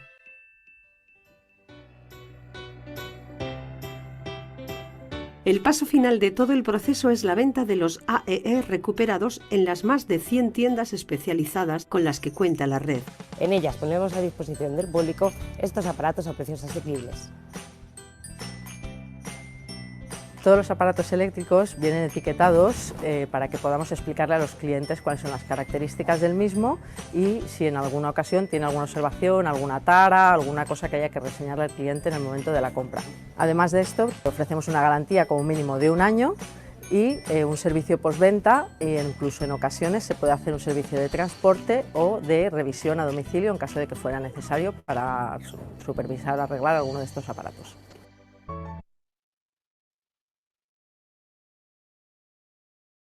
So yeah, the last step of most of our members' activity is to sell the products which have been refurbished. So for that, as you can see, like, so it's our members, IRS, do that, but we also have other members in Europe who have developed labels and warranties to ensure that the products that they sell is of good quality. So yeah, in the videos that I show you, it's really one of the high-level model. They are like very successful preparing for these operators. But I have to say that it's not possible all the time. Like, we have members who, because of a lack of support from the government, or simply because they are in a financial conditions which doesn't allow them to properly refurbish these products. Not all our members are providing labels and warranties to their products, but their aim is to do so. And when they cannot, like, for example, they do not have if they do not have the ability to repair products simply because they do not have the workshops or the knowledge to repair these products, at least they test these products to make sure that they are actually working. But just to be clear, that it always makes sense to extend the lifetime of electronic products. It's best if you have been able to repair this product and test it and make sure that it will last longer. But also it can be interesting to in certain situations to simply extend the lifetime of these products through reuse, even if it was not possible to refurbish them. As long as the buyer, as long as the consumer is aware of that, of course. Like, it's not, I'm not promoting tricking consumers into buying products which are not working. Like, it needs to be a kind of contract between the buyer and the seller, that indeed maybe the repairing operations were not made as thoroughly as it could have been, but that's the way it is. The importance is the transparency about that. So then also, when it's possible, there is our members make available repair and maintenance booklets, which is provided by manufacturers or developed by the reuse centers themselves. And what is important also for them is to insist on communication, because it's not you need also to promote these reusable products to consumers. Otherwise, you will have repaired them, but you won't be able to sell them. So that's also very important. And that's why we are also pushing for policies which would encourage the purchase of second-hand products, notably by public authorities, because it's an opportunity at EU level. Public authorities are spending around 13% of their GDP on public purchases. So and so it will be important to integrate criterions in these public procurement procedures, so that social and environmental aspects are also taken into account, because most of the time, and so in 55% of the time, it's still the public procurement procedures still use the lowest price as the only award criterion. So basically, if let's say a school needs to purchase computers for their students, in many cases, it's simply the retailer who will propose the lowest price who will win, which is a shame, because of course they could have integrated social and environmental requirements as well. And also something that could help is preferential taxation for reuse and repair activities. So we have many examples of such policies being implemented at national level. So I invite you to go on our website and check our position on VAT. And finally, it's not fine. I think there are some slides, but yeah, we have also, like, very quickly, we have been involved in a project called Life Freeway. So it was a European project in which so the aim of the project was to develop two sorting centers, two sorting centers in Greece, one in Thessaloniki and one next to Athens. Yeah, I will go. Yeah, I don't want to spend too much time on the slide, to be honest. And yeah, so basically that's the end of my presentation. So I'm happy to keep in touch with you. So do not hesitate to contact us, to reach out to our social media, or to simply I will share this presentation so you can have access to all the articles that I've used for this presentation. And of course, you can also contact us later if you need to. But for now, I'll be happy to answer your questions.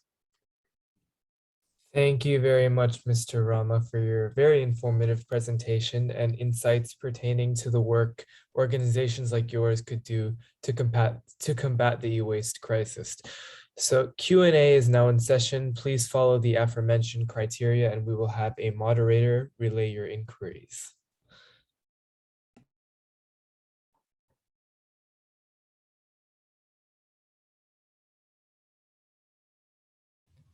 So our first question is, what can an individual do to pressure companies like Apple, Microsoft to create quality products that are sustainable and repairable?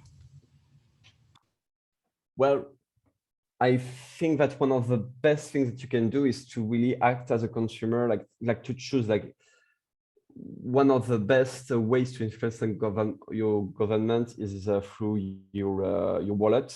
So basically, you will choose to purchase products which are respecting a set of requirements in terms of repairability, also potentially following some social requirements, like to avoid child labor, or simply provide decent working hours to their employees. So it's difficult to have transparency of these aspects, and that's the real problem there, because even as a consumer, like, you could be tricked by manufacturers themselves that could tell you, look, how environmental and social we are, how durable our products are. But actually, at this moment in time, it's difficult to, like, the tools do not exist so much in terms of transparency to make sure that the brands are not simply greenwashing or social washing. So, but at the moment, what you like the most efficient tool that like in terms of policy that I can think of at the moment in terms of like for consumers to at least try to buy products which are more repairable is the repair label, which has been developed in France so when a mobile phone, a laptop, and other types of products, I think there are like lawn mowers, sorry, and other types of products, they have a repairability score now. And so you can check the repairability to score like for example it's out of 10, so it's maximum point is like maximum scoring is 10 out of 10 in terms of repairability. And so this is something that could help the consumers to decide, okay, so I will buy this product because it's repairable. And if there is a trend in like consumers like choosing repairability over good-looking design, over price, it will force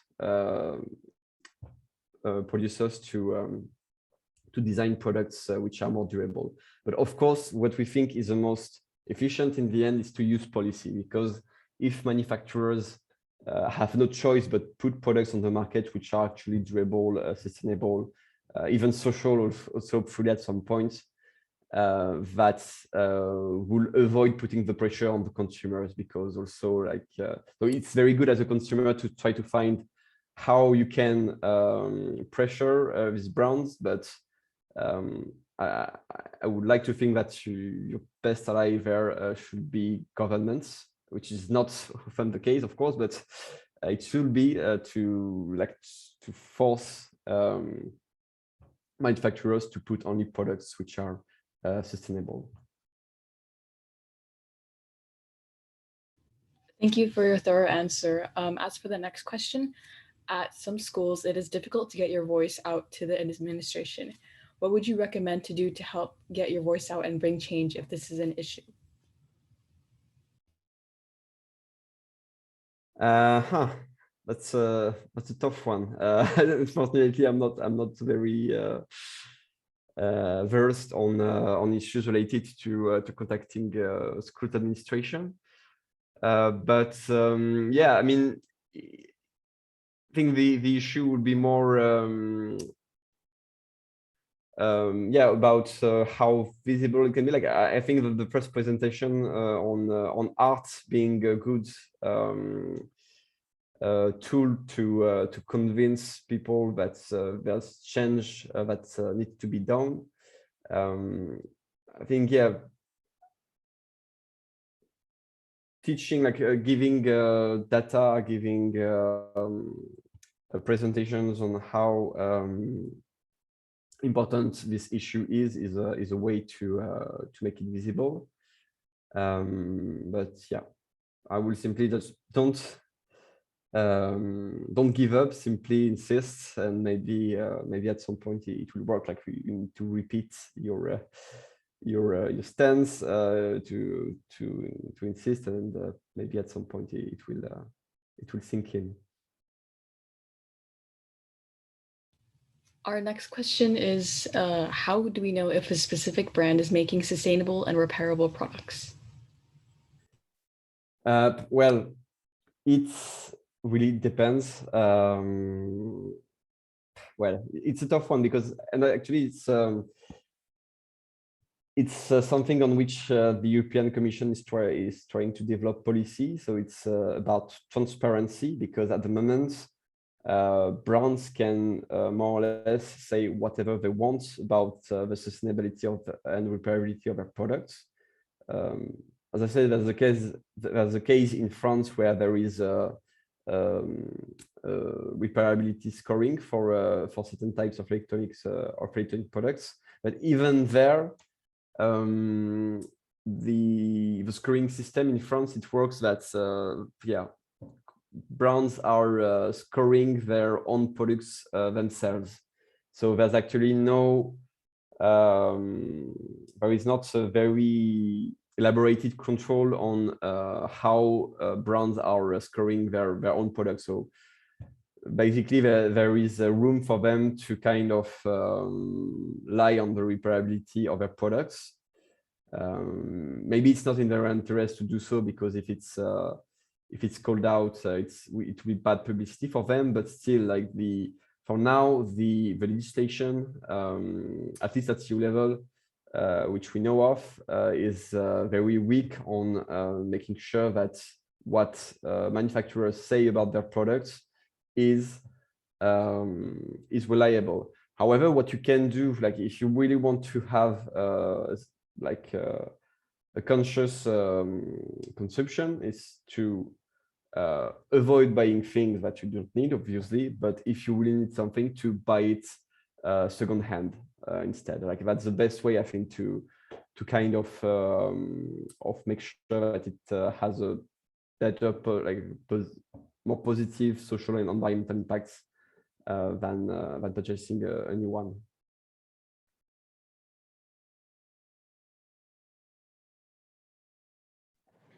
Thank you very much for your answer, Mr. Rama. We really appreciate it. And great questions, everyone. We'll now be moving on to our quick interactive discussion. It won't take more than 5 to 6 minutes. And so our main topic of discussion for this part, I'm posting it in the chat and I will be reading it out as well. It is going to be, to what extent is the work of non-governmental or non-profit organizations effective in combating the e-waste crisis? Please raise your hand virtually if you'd like to share your ideas, and one of our tech managers will enable your microphone. And Mr. Rama, feel free to contribute any ideas brought up here, or you can also just listen to what everyone has to say. But if you'd like to respond to something that someone says, then that's also a possibility. So yeah, participants, you can raise your hands now. If you'd like to offer insights.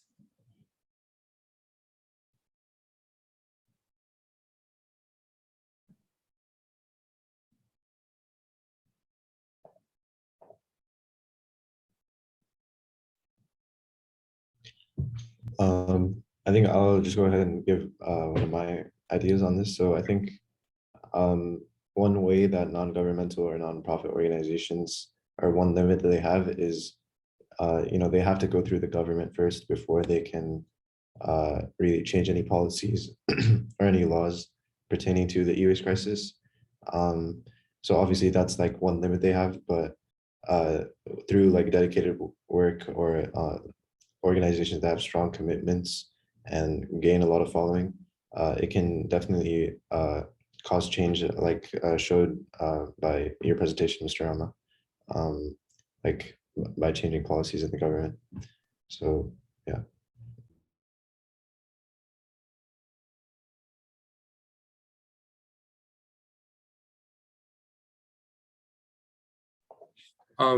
Any other participants? If you guys have any other ideas, you can put them in the chat, or you can raise your hand to speak. Also, again, if you guys, Nora, go ahead. Did you also have something to say? Yeah, just wanted to put my 2 cents in on this. I think that NGOs and just in general organizations that are targeted towards like raising awareness about these crises are important in addressing the cause. But I think the e-waste industry in particular, we're seeing a significant lack of focus on that. I feel like everyone else is preoccupied with more pressing conflicts such as climate change and plastic waste, that nobody stops to notice the impact that we have on the environment with our everyday usage of electronics and this fast-paced culture of just going through devices very, very quickly. And I think the first steps that we can take towards dismantling that, or like Mr. Rama said in his presentation, improving the usability of products in a very logistical, structured manner, because we need to place pressure on these big organizations to change their business practices and focus more on this more niche environmental cause. I believe there was a speaker yesterday who talked a little bit about how it was hypocritical of Apple to have this like zero carbon emission goal by 2030 if they're imparting the same sort of impact on the environment with their poor usability of their phones that's causing immense e-waste crisis, you know. And I also think that aside from the fact that we need to change the design of these products, we need to foster a culture that's focused more on sustainability and getting the most use out of your electronics, as opposed to just getting the newest version. Because I feel like there's a lot of stigma associated with having an old version of an electronic. So we need to take steps towards eliminating that.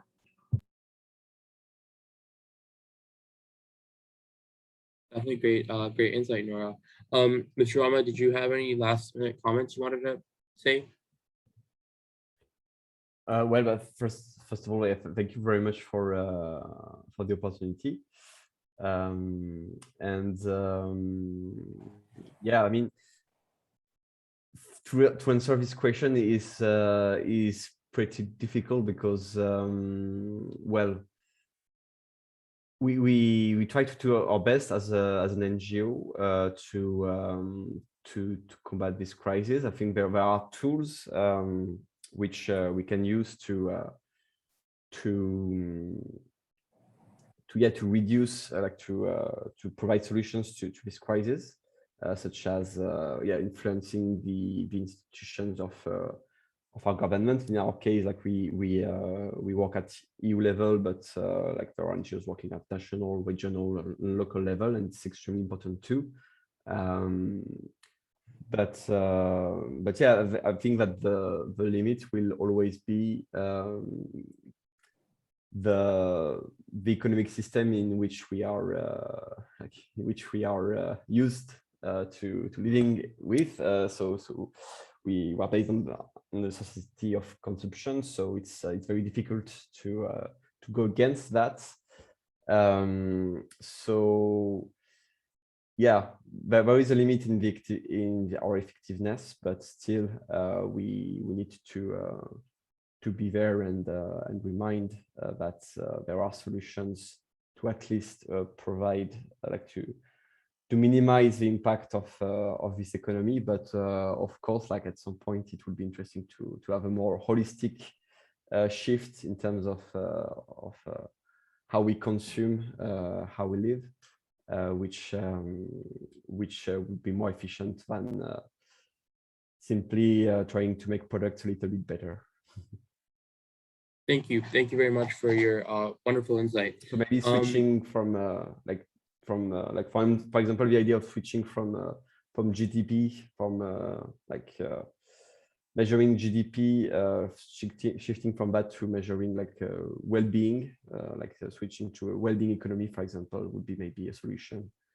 Yeah, thanks. Yeah, thank you so much, Mr. Rama. We really do appreciate your wonderful insights today. Thank you very much for sharing. Off the note, to introduce our third and last speaker for the EWA Global Summit.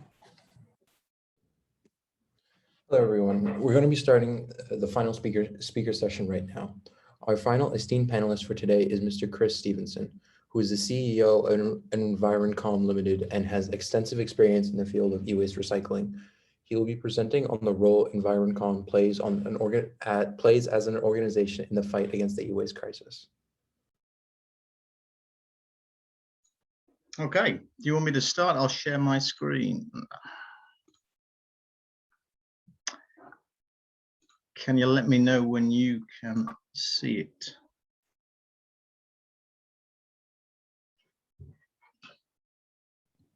Yeah, we can see your screen then. Good, lovely. Okay. I think, yeah, why e-waste doesn't have to cost the earth is a good start to it. Slide full of information. I'm sure you've seen a lot of it in the couple of days you've been on your summit. The bit that I find interesting is only 17% of e-waste is actually recycled. And rather surprisingly, in terms of the UK, only 72% of the UK population has no idea what e-waste is, which is a bit scary. I want to give you a quick overview of the e-regulations. Hopefully not to bore you too much. An introduction to EnviroCom. what we do in terms of e-waste recycling and reuse, and the 4 golden rules of commercial reuse. The WEEE regulations were introduced into Europe in 2007, and as a result, you've really got to take on board that this is a new industry, a new marketplace. It's not very old. The idea was that was based on the polluter pays, and therefore the producer or the importer has to join a producer compliance scheme and has to pay a percentage of what they place on market that year towards recycling. The evidence of that is collected by the PCS, the producer compliance schemes, and they get that from people like us, the AATFs, who create the evidence by recycling it with the best possible recycling recovery techniques. And we're highly regulated by the environmental agencies within which we operate under. Again, a bit of a thing that always fascinates me about this is that most e-waste streams are hazardous, and yet they're the very things that we have in our kitchens or we stick to our ear when we're talking on the phone. Envirocom only refurbishes and recycles e-waste. We don't do anything else. That makes us fairly unique within the UK, and that can be recycling anything from an electric lawnmower to a PC printer. We are the largest independent WEEE recycler in the UK in reuse, and we try and divert and aim to divert 100% of our waste and not use landfill. Couple of interesting facts. There's our 2 main locations of Stourbridge and Grantham, the UK and Britain. Hopefully you can see that. We recycle 10,000 fridges a week at our Grantham site, and we're still recycling cathode ray tube televisions. That's the televisions that had huge backs on them before the flat screen occurred. And you think that that was 20 odd years ago since they were produced. We're still recycling well over 6,000 or 7,000 a week. Fairly remarkable, really. We also produce 900 to 1,000 white goods from our reuse department. We try and follow the waste hierarchy, so reuse, repair, recycle. What happens in a e-waste recycling plant? I took this slide from the WEEE forum, but it's a useful diagram of what happens in a recycling centre. The waste arrives, surprisingly, and we sort it by product, so lamps, display, washing machines, etc. We remove any hazardous substances. The hazardous substances can be, for instance, the fridge gas, that's refrigerant gas that is in, say, a fridge. We then effectively completely demanufacture the item, shredding, hammer mill, whatever the bit of equipment you happen to use. You then separate those materials, be that steel, copper, plastic, wood, etc. Mechanically, with eddy current separators or Titan separators or overbound magnets, sometimes by the human hand. It's a lot clearer, sometimes more accurate. And then effectively the waste materials are reused. That's the theory. Specifically, I'm going to show you a couple of different processes that we use at Envirocom. Looking here, this is the fridge plant. So the man on the left, top left thing is de-gassing the compressor. That's taking refrigerant out of it. It's drilled the compressor and then a vacuum pump sucks that out. The fridge then go up that conveyor and land into what's called a QZ. You'll see the bottom left-hand picture. There's a chains there that spins at about 490 revs per minute and totally destroys the fridges. And we then automatically sort out the metals, the plastics, the coppers, the blowing agent, etc. The compressor, that's that black object at the bottom of your fridge. In Europe, These are usually sent to Pakistan, where they're actually dismantled by hand, rather interestingly. We are the only fridge recycling business in Europe that has an automatic compressor dismantling machine, and that effectively takes out the copper, that's the motor that's inside that black box, and it does it all automatically in an enclosed space, as you can probably see on the left-hand side. Small domestic appliances, and that's anything from a lawnmower to a toaster to a kettle, unfortunately arrive to us in skips or on rows, and you can see the condition they arrive at, top left-hand corner. Predominantly now, a lot of these items have lithium-ion batteries inside them, and we have to extract them by hand because lithium-ion batteries, if compressed mechanically, set fire, and that they can set fire straight away or several hours later, and makes them peculiarly dangerous, particularly so since they generate their own oxygen, so you can cover them in water and they'll still carry on burning once the water gets away from them. And we then use various systems to extract the materials, a bit like the fridge plant, and you end with at the bottom left-hand corner, bottom pictures, metal, circuit boards, plastic, etc. Unlike the vast majority of our competitors, we do reuse, and one of the reasons is because 70% of our inbound material comes from retailers, and I'll explain why that's important later on. But we also do it because we believe it's the right thing to do. What makes reuse important is the fact that, or what stages are important within commercial reuse. This isn't domestic reuse, as you've probably heard a lot about, or even charitable reuse, is that you need a consistent supply of stock. You have to have skilled engineers, obviously, and you need somewhere to sell the items that you are producing. But if you do it properly, it is much more profitable and makes much more sense environmentally to do reuse rather than simply recycle. But we are unique within the UK to do this to such a large extent. Quickly, the process is that the goods come in. We have graders at various retailers' centres that grade whether they think it's potential that an item can be done for reuse, or we grade them when they arrive into the factory, into the site, should I say, if they're deemed to be repairable. And it's about 12 to 15% of the items coming in are deemed to be repairable. Then we repair them and off they go to get sailed. If they're not, we harvest them for spares, and the rest of it goes off to be recycled.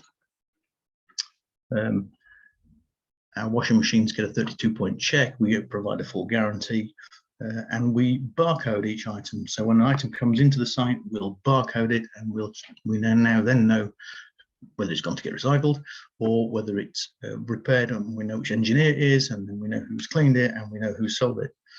And we've had a Miele wool dryer that has come through our system twice because it still had the original barcode on from us, which gives a credit to Miele washing machines for their reusability. Dryers. Pre-Brexit, just as a point of interest, we sold a lot into Europe. Why is that? And that's because the Europeans in certain countries have much larger stores to sell reuse. So they'll have a huge store, like the bottom picture you see, it's one of our customers in Madrid, and that sells anything from furniture, white goods, a whole variety, and it's not seen as socially unacceptable to buy second-hand goods there. We were also commercially benefited from the fact that backloads out of the UK were a lot cheaper. What's happened since COVID? Effectively, it has completely stopped our sales into Europe. The only two countries we can now sell into is Spain and Holland, because anything that goes through France has to pass certain regulations, and we can't get the manufacturers to help us on that. But interestingly, things have developed within the UK. The many high street retailers have closed down. landlords are looking to release them out, and the charity have all started to move into them. So at the bottom of your picture, you'll see there was a classic sort of size of a charity shop in the UK, quite small, didn't have the room to fit things like white goods in them. They're moving now into big superstores where they can, and where it's important that they do sell more of a variety.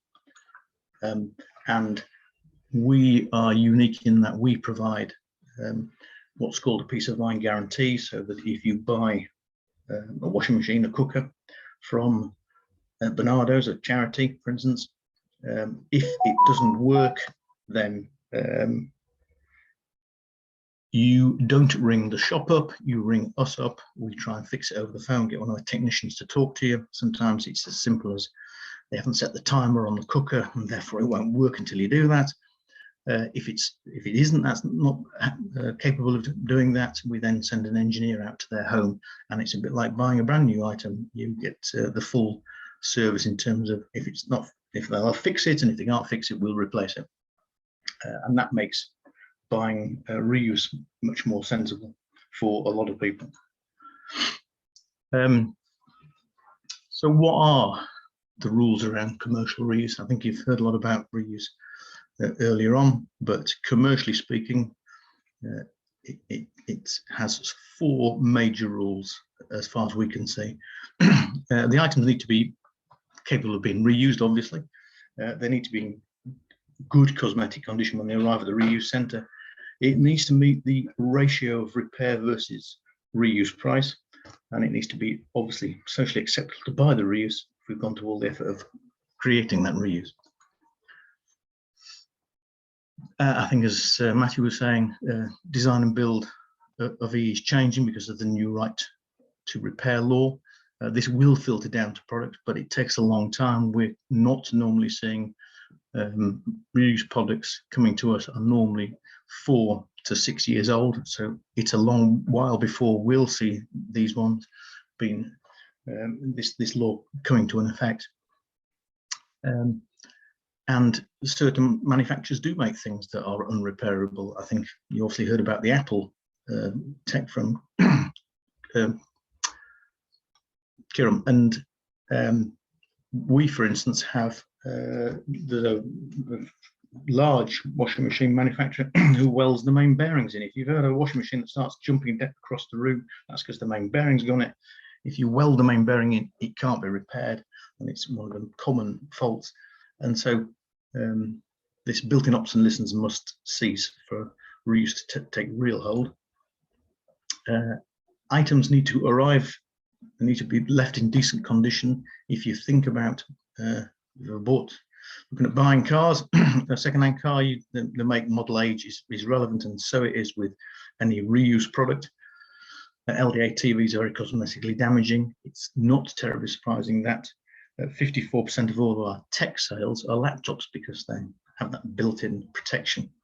And the truth is, we get all our reuse from retailers. We get nothing that comes from council sites. And the sad thing is, the product probably left the person's house in the same condition. It's just how it's being treated en route to the reused recycling centre. The cost versus reuse price ratio. It makes sense if you think about it, if you're doing this commercially. A washing machine, we can get a resale value of £80. It costs us about £38 to recondition on average. Therefore, it makes good sense to do it. On the other hand, a toaster that you can buy for brand new for £14, well, it would cost us something like £12.60 to repair it. The reuse price would probably be £8, £7 you could get for it. It makes no sense at all. And that's this ratio between cost versus reuse price when you're talking about commercial reuse. That doesn't mean domestically, of course. It is becoming much more acceptable to buy reused products. It's interesting, recently there was a UK survey that 16 to 25-year-old 5-year-olds were now shopping regularly in UK charity shops for environmental reasons, not just because of cheap. And if you think we've bought reuse as a society for many years, You normally buy a second-hand house if you think about it, and obviously new houses are built, but mostly houses are second-hand, and you certainly, most of us, including myself, buy a second-hand car. We don't buy new. What's one of the things that making reuse more difficult is the fact, or one of our issues is that is not fixing them necessarily. It's not selling them. We can sell them. In fact, we can sell everything that we make. We can't get hold of potentially reusable products. And so the WE regulations, and I think the previous contributor was saying that that's going to happen. The WE regulations must change to promote reuse. Online sellers must provide a collection service, and that would force them then to put it into the reuse area or encourage them. I don't think EE returns, they should be repaired in the country they're sold in to stop the illegal export of e-waste. The current WE regulations are fairly new, but they're probably now not fit for purpose.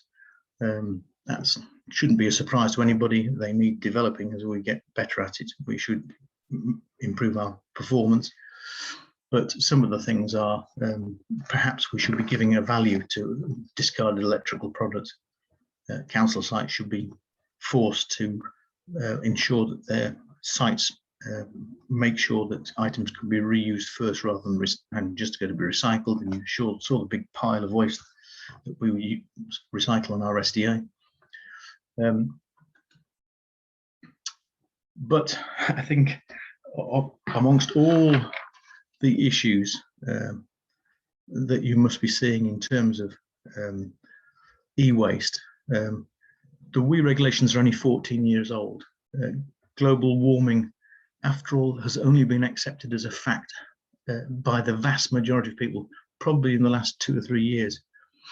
I do see companies generally trying to change their business model to reflect carbon neutrality. And I do think that societally, reuse is becoming seen as the right thing to do. What would I suggest you could do to improve it? I think electrical stores should sell new and used electrical products. Again, using the car analogy, you go to a main dealer's, you can buy a new product or you can buy a second-hand one. It gives the buyer the ultimate choice. It means it gives buying second-hand acceptability. There should be no sales tax. So in Europe, UK, that's VAT. Elsewhere, a sales tax. There should be no sales tax on reuse. That improves the price gap. Government should control a certificate of safety and quality on white goods. So that's people like us should be inspected annually, and we should provide barcodes. We do all of those, but to make sure that when you're buying a second-hand product, it is safe to use. I think new electrical products should be given a repairability rating. I believe that's the case in France, but certainly that should be worldwide. And therefore, you as an individual, when you buy it, can take a choice of whether you think it's important to you when you're buying, as to whether it can be repaired or recycled easily. And I think there should be a universal tax on all new electrical products that charges for the recycling of it up front. And if the product is hard to recycle or hard to reuse, it gets a bigger tax. If it's very easy, it gets a smaller tax. Okay, thank you very much. I hope that all made sense. Thank you very much, Mr. Stephenson. We really do appreciate your presentation, your passionate presentation on the subject. We will now be opening up Q&A. So any participants that have questions, the Q&A is open for that. And yeah, Morani, our moderator, will be taking care of the Q&A section. So highly encourage all participants to ask any questions, of course, related to what Mr. Stephenson presented, but also generic e-waste questions, which you think may be pertinent to what Mr. Stephenson presented.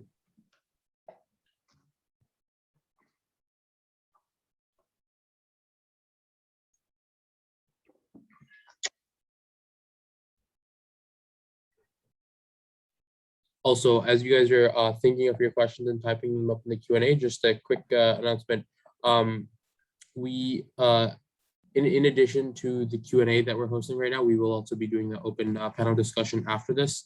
So if you have comments or anything like that, please save those for that open panel discussion that we're going to have. But questions can come up on the Q&A right now.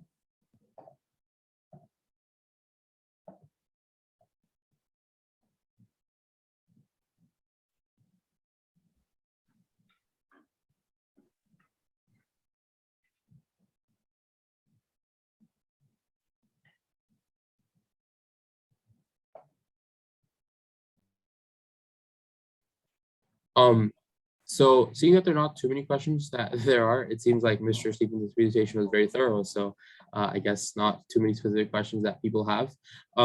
Any participants, do any participants have any comments they'd like to make? For this open panel discussion, we wanted to keep the theme open in the sense that you can really offer your insights on any of the stuff we've talked about since the beginning of the summit.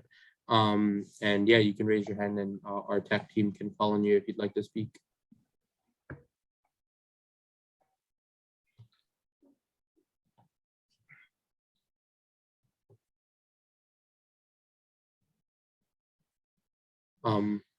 Yeah, Patrick, go ahead.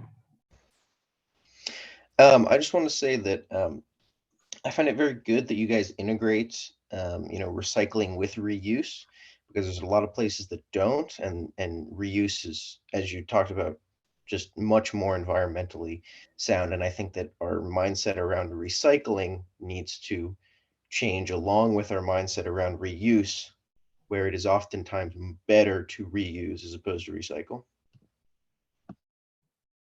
Yeah, I think that's absolutely true, and that's the view we take. I think what I was trying also to let people know is it doesn't have to be done just because it's the right thing to do. Actually, commercially speaking, it makes good sense. So if you get it right, it makes a lot more sense for the recycler to actually reuse rather than recycle. Recycle should be sort of the last alternative. But I think the perception is it's largely a charity-based activity, and really it doesn't need to be. You can make good money out of that, and if you can make money out of it, that makes it much more likely that other people, other companies will take it up, and therefore it's a good news story, really.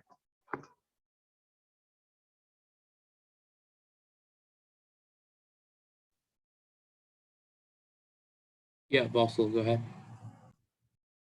Yeah, Mr. Stevenson, you mentioned how it can be a safety hazard when devices have lithium-ion batteries included in them.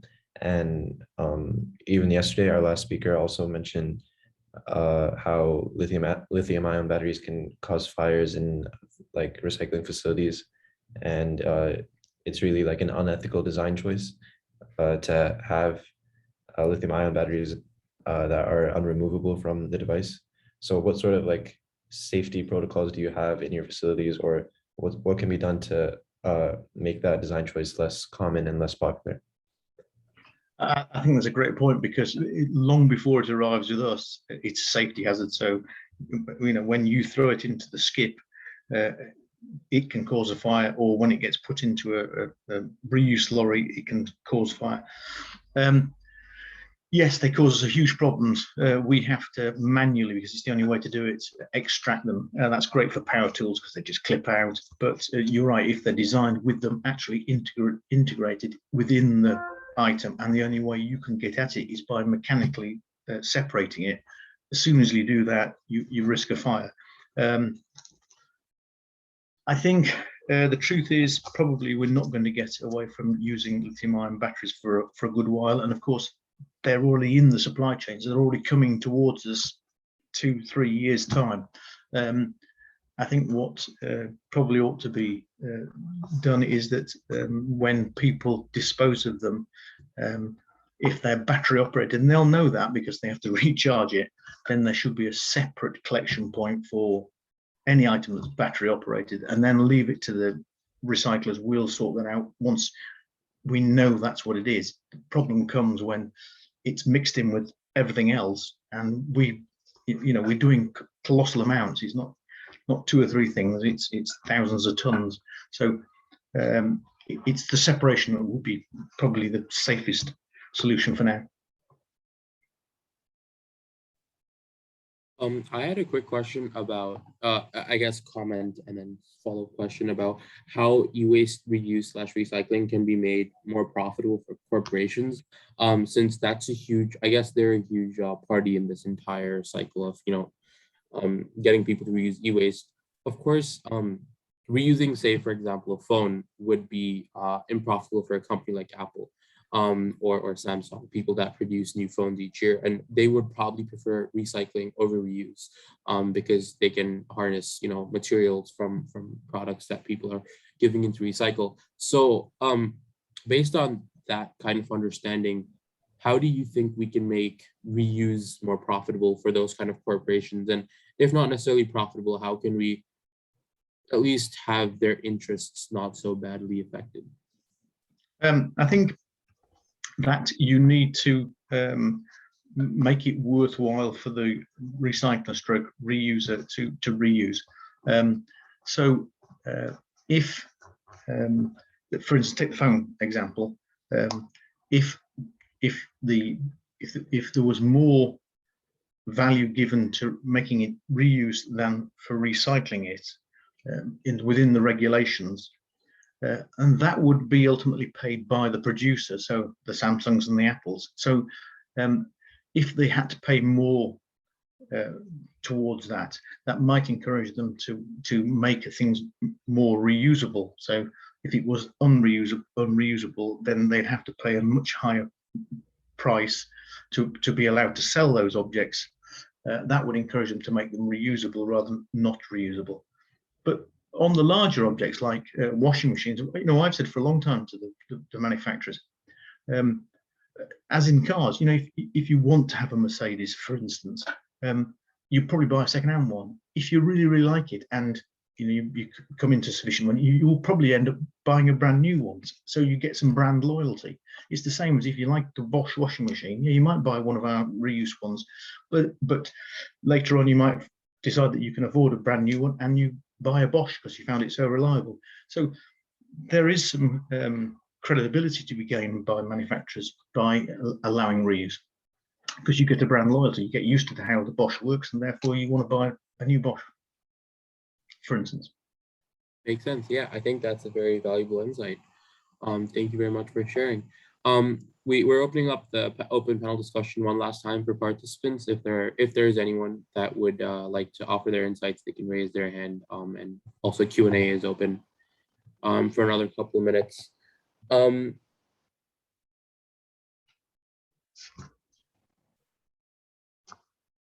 Seeing that there are not too many questions or comments, I'd like to hand it over to Basil to wrap up the speaker session, and we can then move on to the closing ceremony. All right. Yeah. So once again, thank you everyone for participating, and thank you for Mr. Stevenson as well as our previous speakers for really engaging presentations that have definitely left a mark on all of our attendees for the future. And yeah, I think now that that's been said, we can move on to the closing ceremony, and after that we'll be done for the EWA Global Summit. Great. Once again, thanks so much, Mr. Stevenson. And Basil will now go ahead, and so now that we're officially in our closing ceremony, Basil will go ahead and share a quick presentation we've put together. Just give us a minute to do that. Yeah. As we're just preparing in the background for the closing ceremony, your patience is greatly appreciated.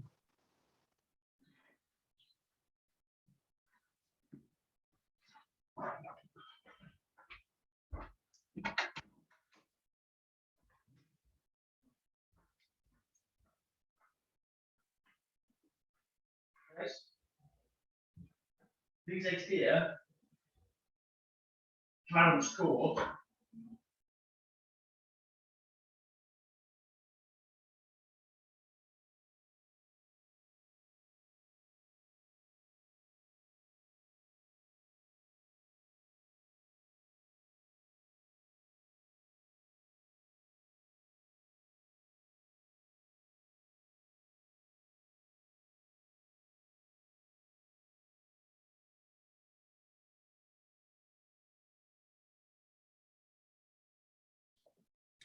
Great. Okay.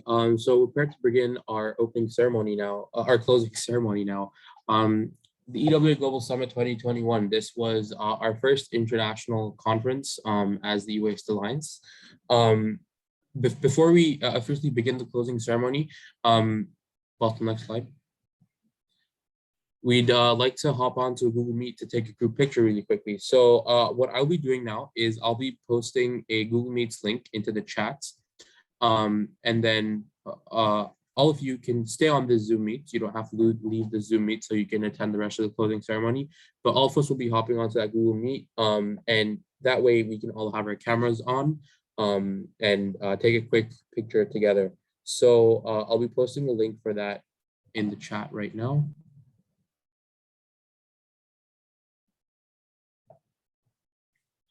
All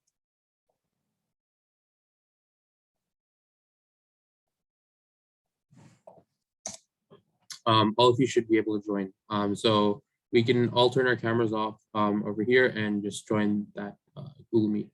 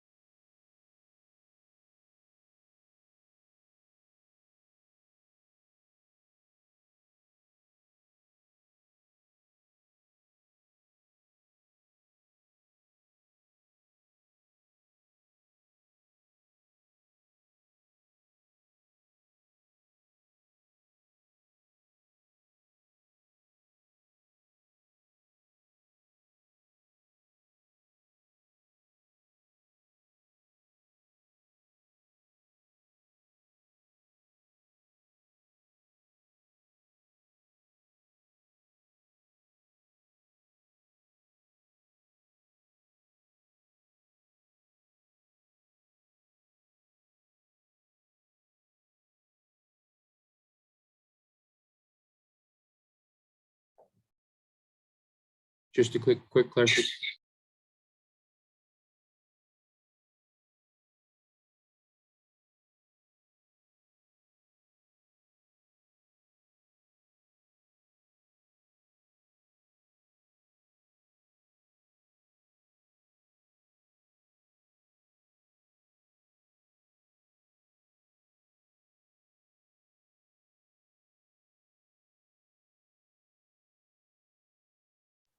Quick clarification for everyone. All participants are allowed to join and encouraged to join the Google Meet. So I'm posting a link for that again. All participants in the Zoom meeting are encouraged to join the Meet. So here it is. So far we have about half. So the other half, if you guys are wondering, you guys should be able to join. Once you click the link, there'll be like a quick question that'll like you'll be waiting in the waiting room, and I'll admit you to the meet as soon as possible.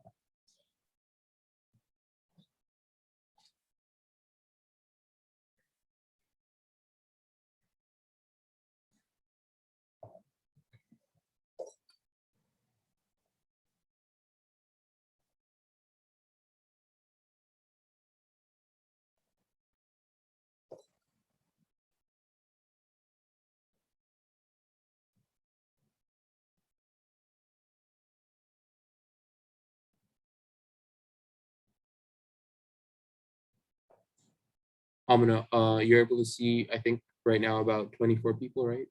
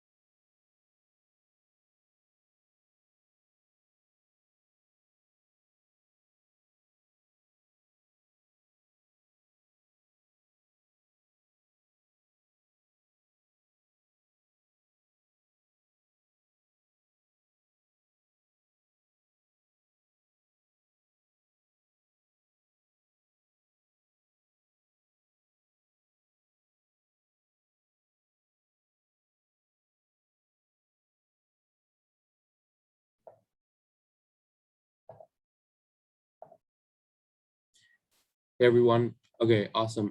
Thank you so much for those of you that couldn't join this Google Meets. We apologize for technical difficulties, but due to time constraints, we're going to be moving on with the opening ceremony. So also next slide. So our first part of this presentation, we're going to be talking about general takeaways you guys have had over the course of this conference.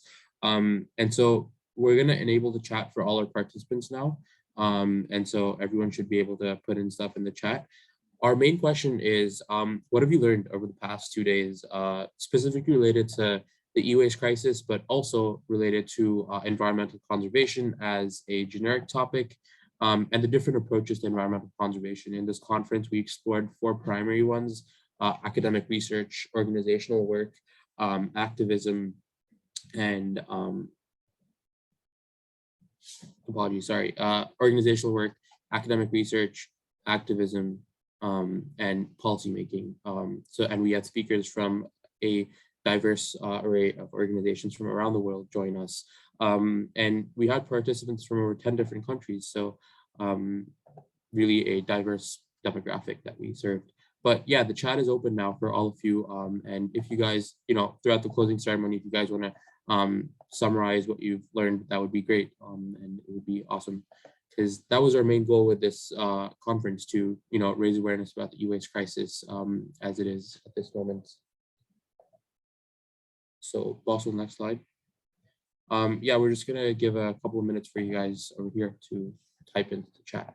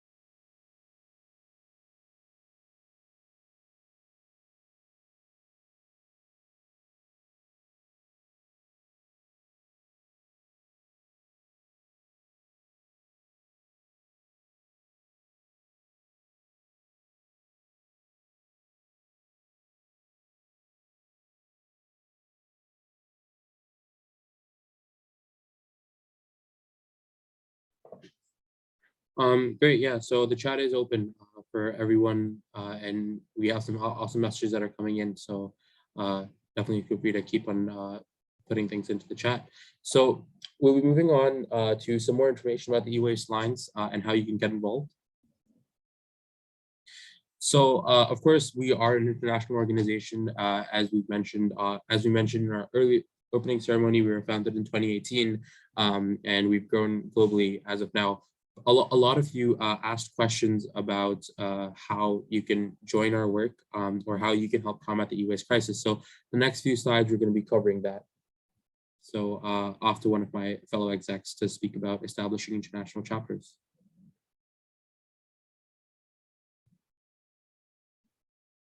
Off to Mo.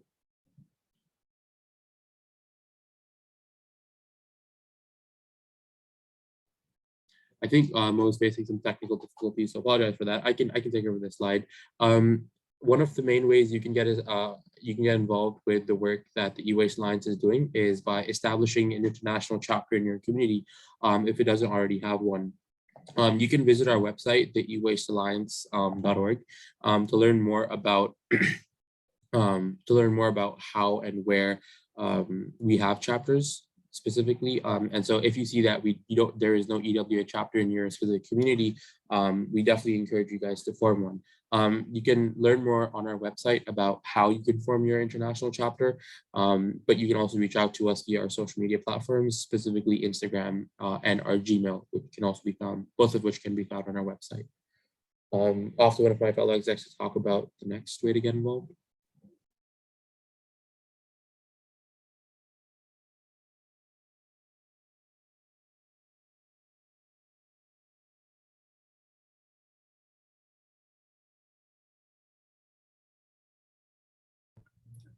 Yeah, so one of the next ways you can get involved is to join your local volunteer task force. So if you take a look on our website, we already have many chapters established around the world. And these chapters will be setting up each of their own volunteer task forces. And what you can do is reach out to them and go to their events, and you can help out with collecting e-waste or fundraising or whatever the event is taken care of. And so that can be a great way if you need volunteer hours, or of course just you want to help the community solve the e-waste crisis. This would be a great way for you to accomplish those goals by looking on our website, seeing if there are any EWA chapters near you, and joining their local volunteer task force.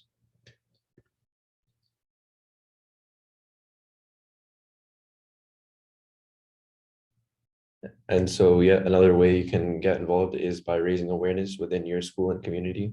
So obviously a lot of us here are students in high school, middle school, etc. And we all live all around the world. We had participants join from Kuwait, Saudi Arabia, India, the US. So we have a very wide reach of participants here. And so one of the best ways to help solve this problem is to raise awareness. Like Mr. Stevenson mentioned in his presentation, in the UK, something like 72% of people just don't know what e-waste is. And so obviously that's the first step, educating people about the problem that's happening right underneath their noses. Everyone has electronics, everyone has old electronics in their home, and yet they might not know how it could be harming the environment. And so that would be the first step, using your social medias like Instagram, Facebook, whatever you can have access to, using those to follow our Instagram page, eWaste Alliance, at eWaste Alliance. You can follow that. We share posts where we raise awareness, and you can repost those on your stories, or as well, you can just make your own post. You can talk to your friends, talk to your family, and let them know about what you learned at the summit and how e-waste is impacting the world today. And Noah will be taking care of this next slide. So another thing you can do is just donate, no matter how much it is. Even if you think it's an insignificant amount, it can really make a big difference for us. There are multiple ways you can do this. So if you know there's a local chapter in your area, you can donate cash or whatever method you think is best fit for you. Another thing you can do is, I'm going to put it in the chat right now. We have a PayPal account. So if you have a PayPal account, or your parents have a PayPal account, you can send us. Again, we're not asking for large amounts of money, but really anything will help. So yeah, if you feel like you're not making much of a difference, then I think, and you want to, then I think donation is the best. Like we said, any small amount is great.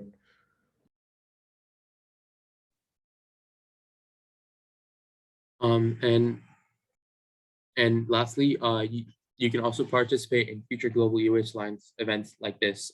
So just by being here, you've helped not only learn about the e-waste crisis for yourself, but also have helped make possible an international conference, more of which are going to happen in the future. So the EWA Global Summit, this was our first year doing it, but we definitely plan on hosting an annual conference like this each year. In addition, we are planning to have more regional specific events. International conferences like this don't necessarily cater to the entire world because sometimes timings don't work for people. Despite that, we still did have an awesome number of participants show up for both days of this conference. But we are planning on having more regional specific events. And, you know, of course, once the pandemic is over, those regional specific events, we hope to make them physical in nature and get over the virtual part of hosting events like this.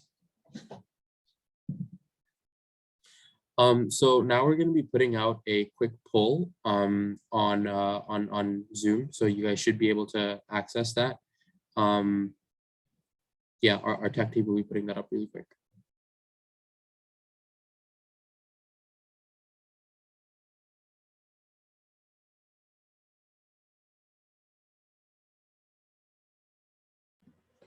Also, just really quickly, for any of those who don't follow our Instagram, it's in the chat right now. Feel free.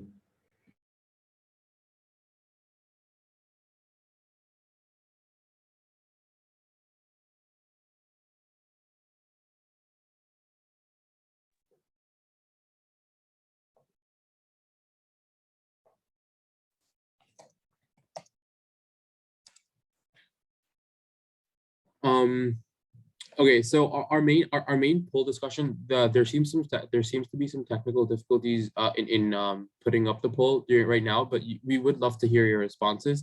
The main question for the poll that we wanted to ask you is what solution, we've explored over 4 different types of approaches to e-waste, combating the e-waste crisis in this conference. Which approach, the 4 approaches are academic research, organizational work, policy making, and activism. Which of these 4 approaches do you think is most effective in combating the e-waste crisis? That's the first question. And the second question is, if you had the opportunity, which would you like to be a part of in the future, potentially via your career? So those are the 2 main questions we had. So you can put that in the chat, your response to that.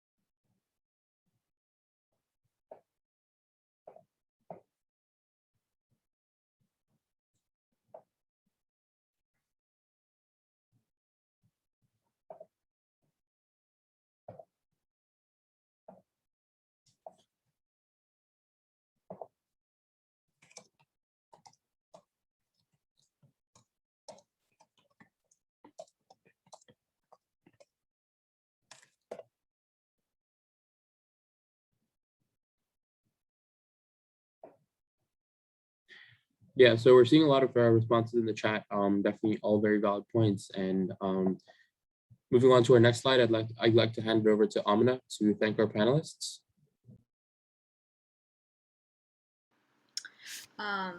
Thank you very much to all of our panelists that joined today. A big thanks to, not today, today and yesterday. A big thanks to Mr. Stevenson, Mr. Bolun, Mr. Wiens yesterday, Miss Mehta, sorry, my brain is blanking out.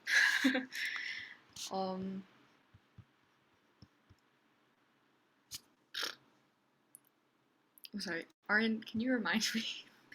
Sure. Yeah, so Mr. Stephen, Mr. Rama, Mr. Bolin, Ms. Sani, Mr. Wiens, and Ms. Mehta.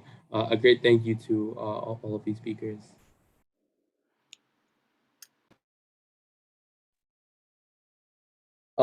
Lastly, we just want to, as we get to the last 2 slides, we just want to, encourage all the youth in our audience to join in whatever way they can, either our organization or through their own work, and join the global effort to make a difference in their communities.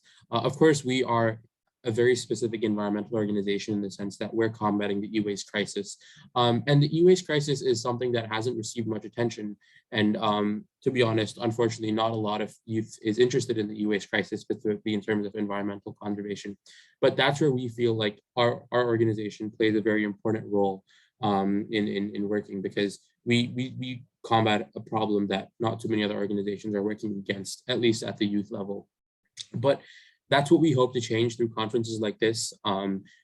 Founded in 2018, we've always been youth-led for the past 3 to 4 years, and we've been able to achieve a significant amount. And we really hope that this inspires you guys to take action in your community, because we truly do believe that the future is dependent on our generation, because if we don't take action, there isn't much that can be done to save the world, specifically save the environment. Next slide. And lastly, we just want to give a huge shout out to, of course, all of our E-Waste Alliance executive team here at the EWA, our international executive team, and our regional directors around the world who are working really hard to achieve the missions of the EWA. Again, to recap, raise awareness, establish collection systems, and recycle the e-waste we collect. So this is our international executive team as of now, and of course it's growing. If you'd like to be a part, we'd love for you guys to join. That does wrap up our summits as a whole, but we are going to stay on to answer any questions people have in the Q&A. So all of my fellow executives and myself will be answering questions you guys have.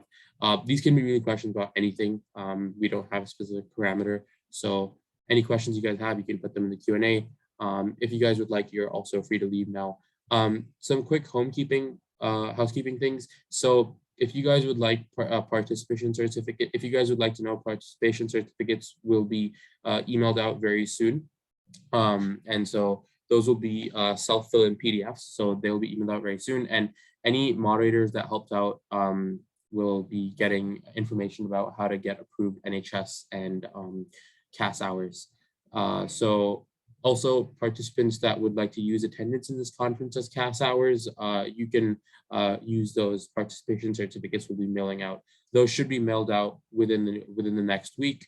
And you can reach out to our team if you have any specific questions about that.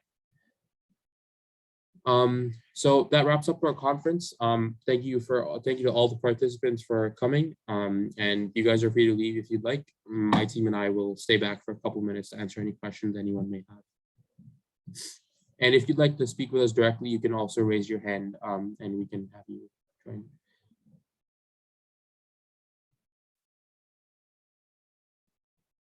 I should just give us 1 second. We'll be able to give you speaking rights in just like 2 minutes.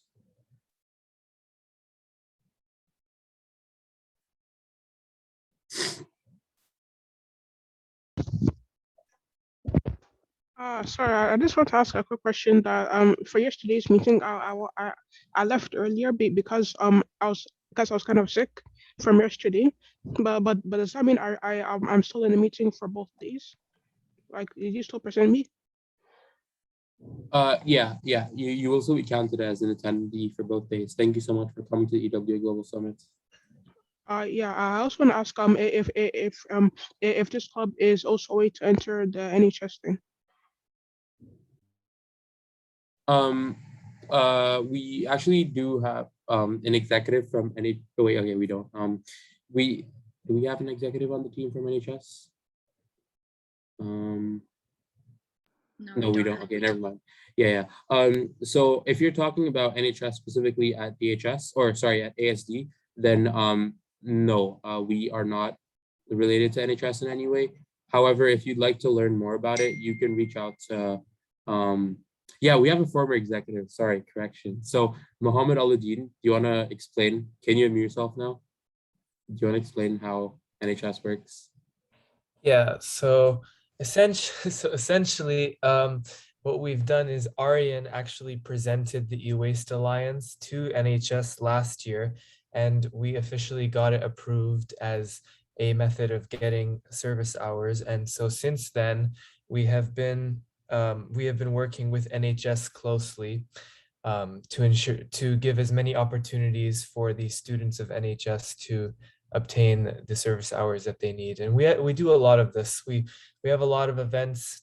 Yeah, the E-Waste Alliance does a lot of events, and so there are many opportunities for NHS students to get these hours.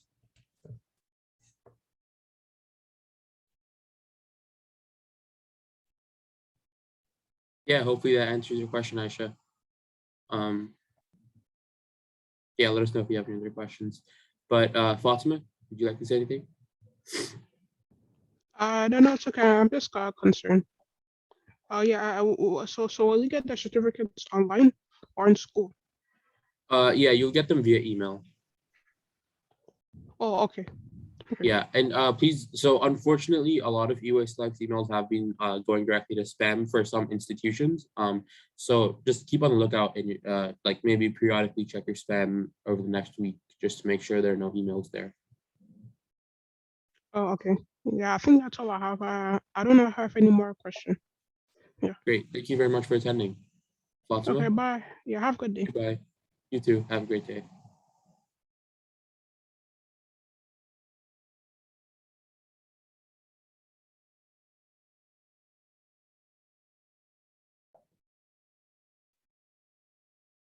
Fatima? Wait, sorry, yeah, we'll just give us a quick second. We're gonna get you online in just another minute now.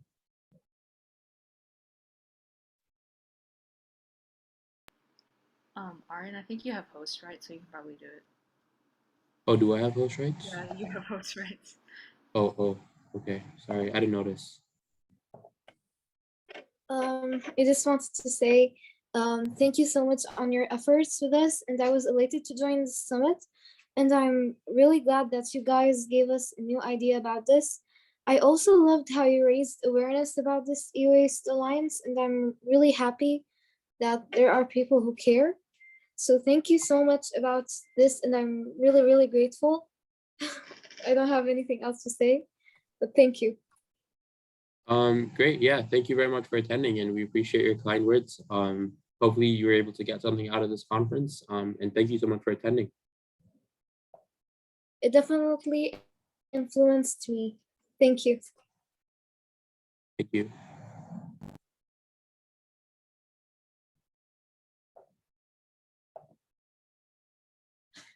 Yeah, so anyone else that doesn't have anything else to say, you guys can go ahead and exit the webinar.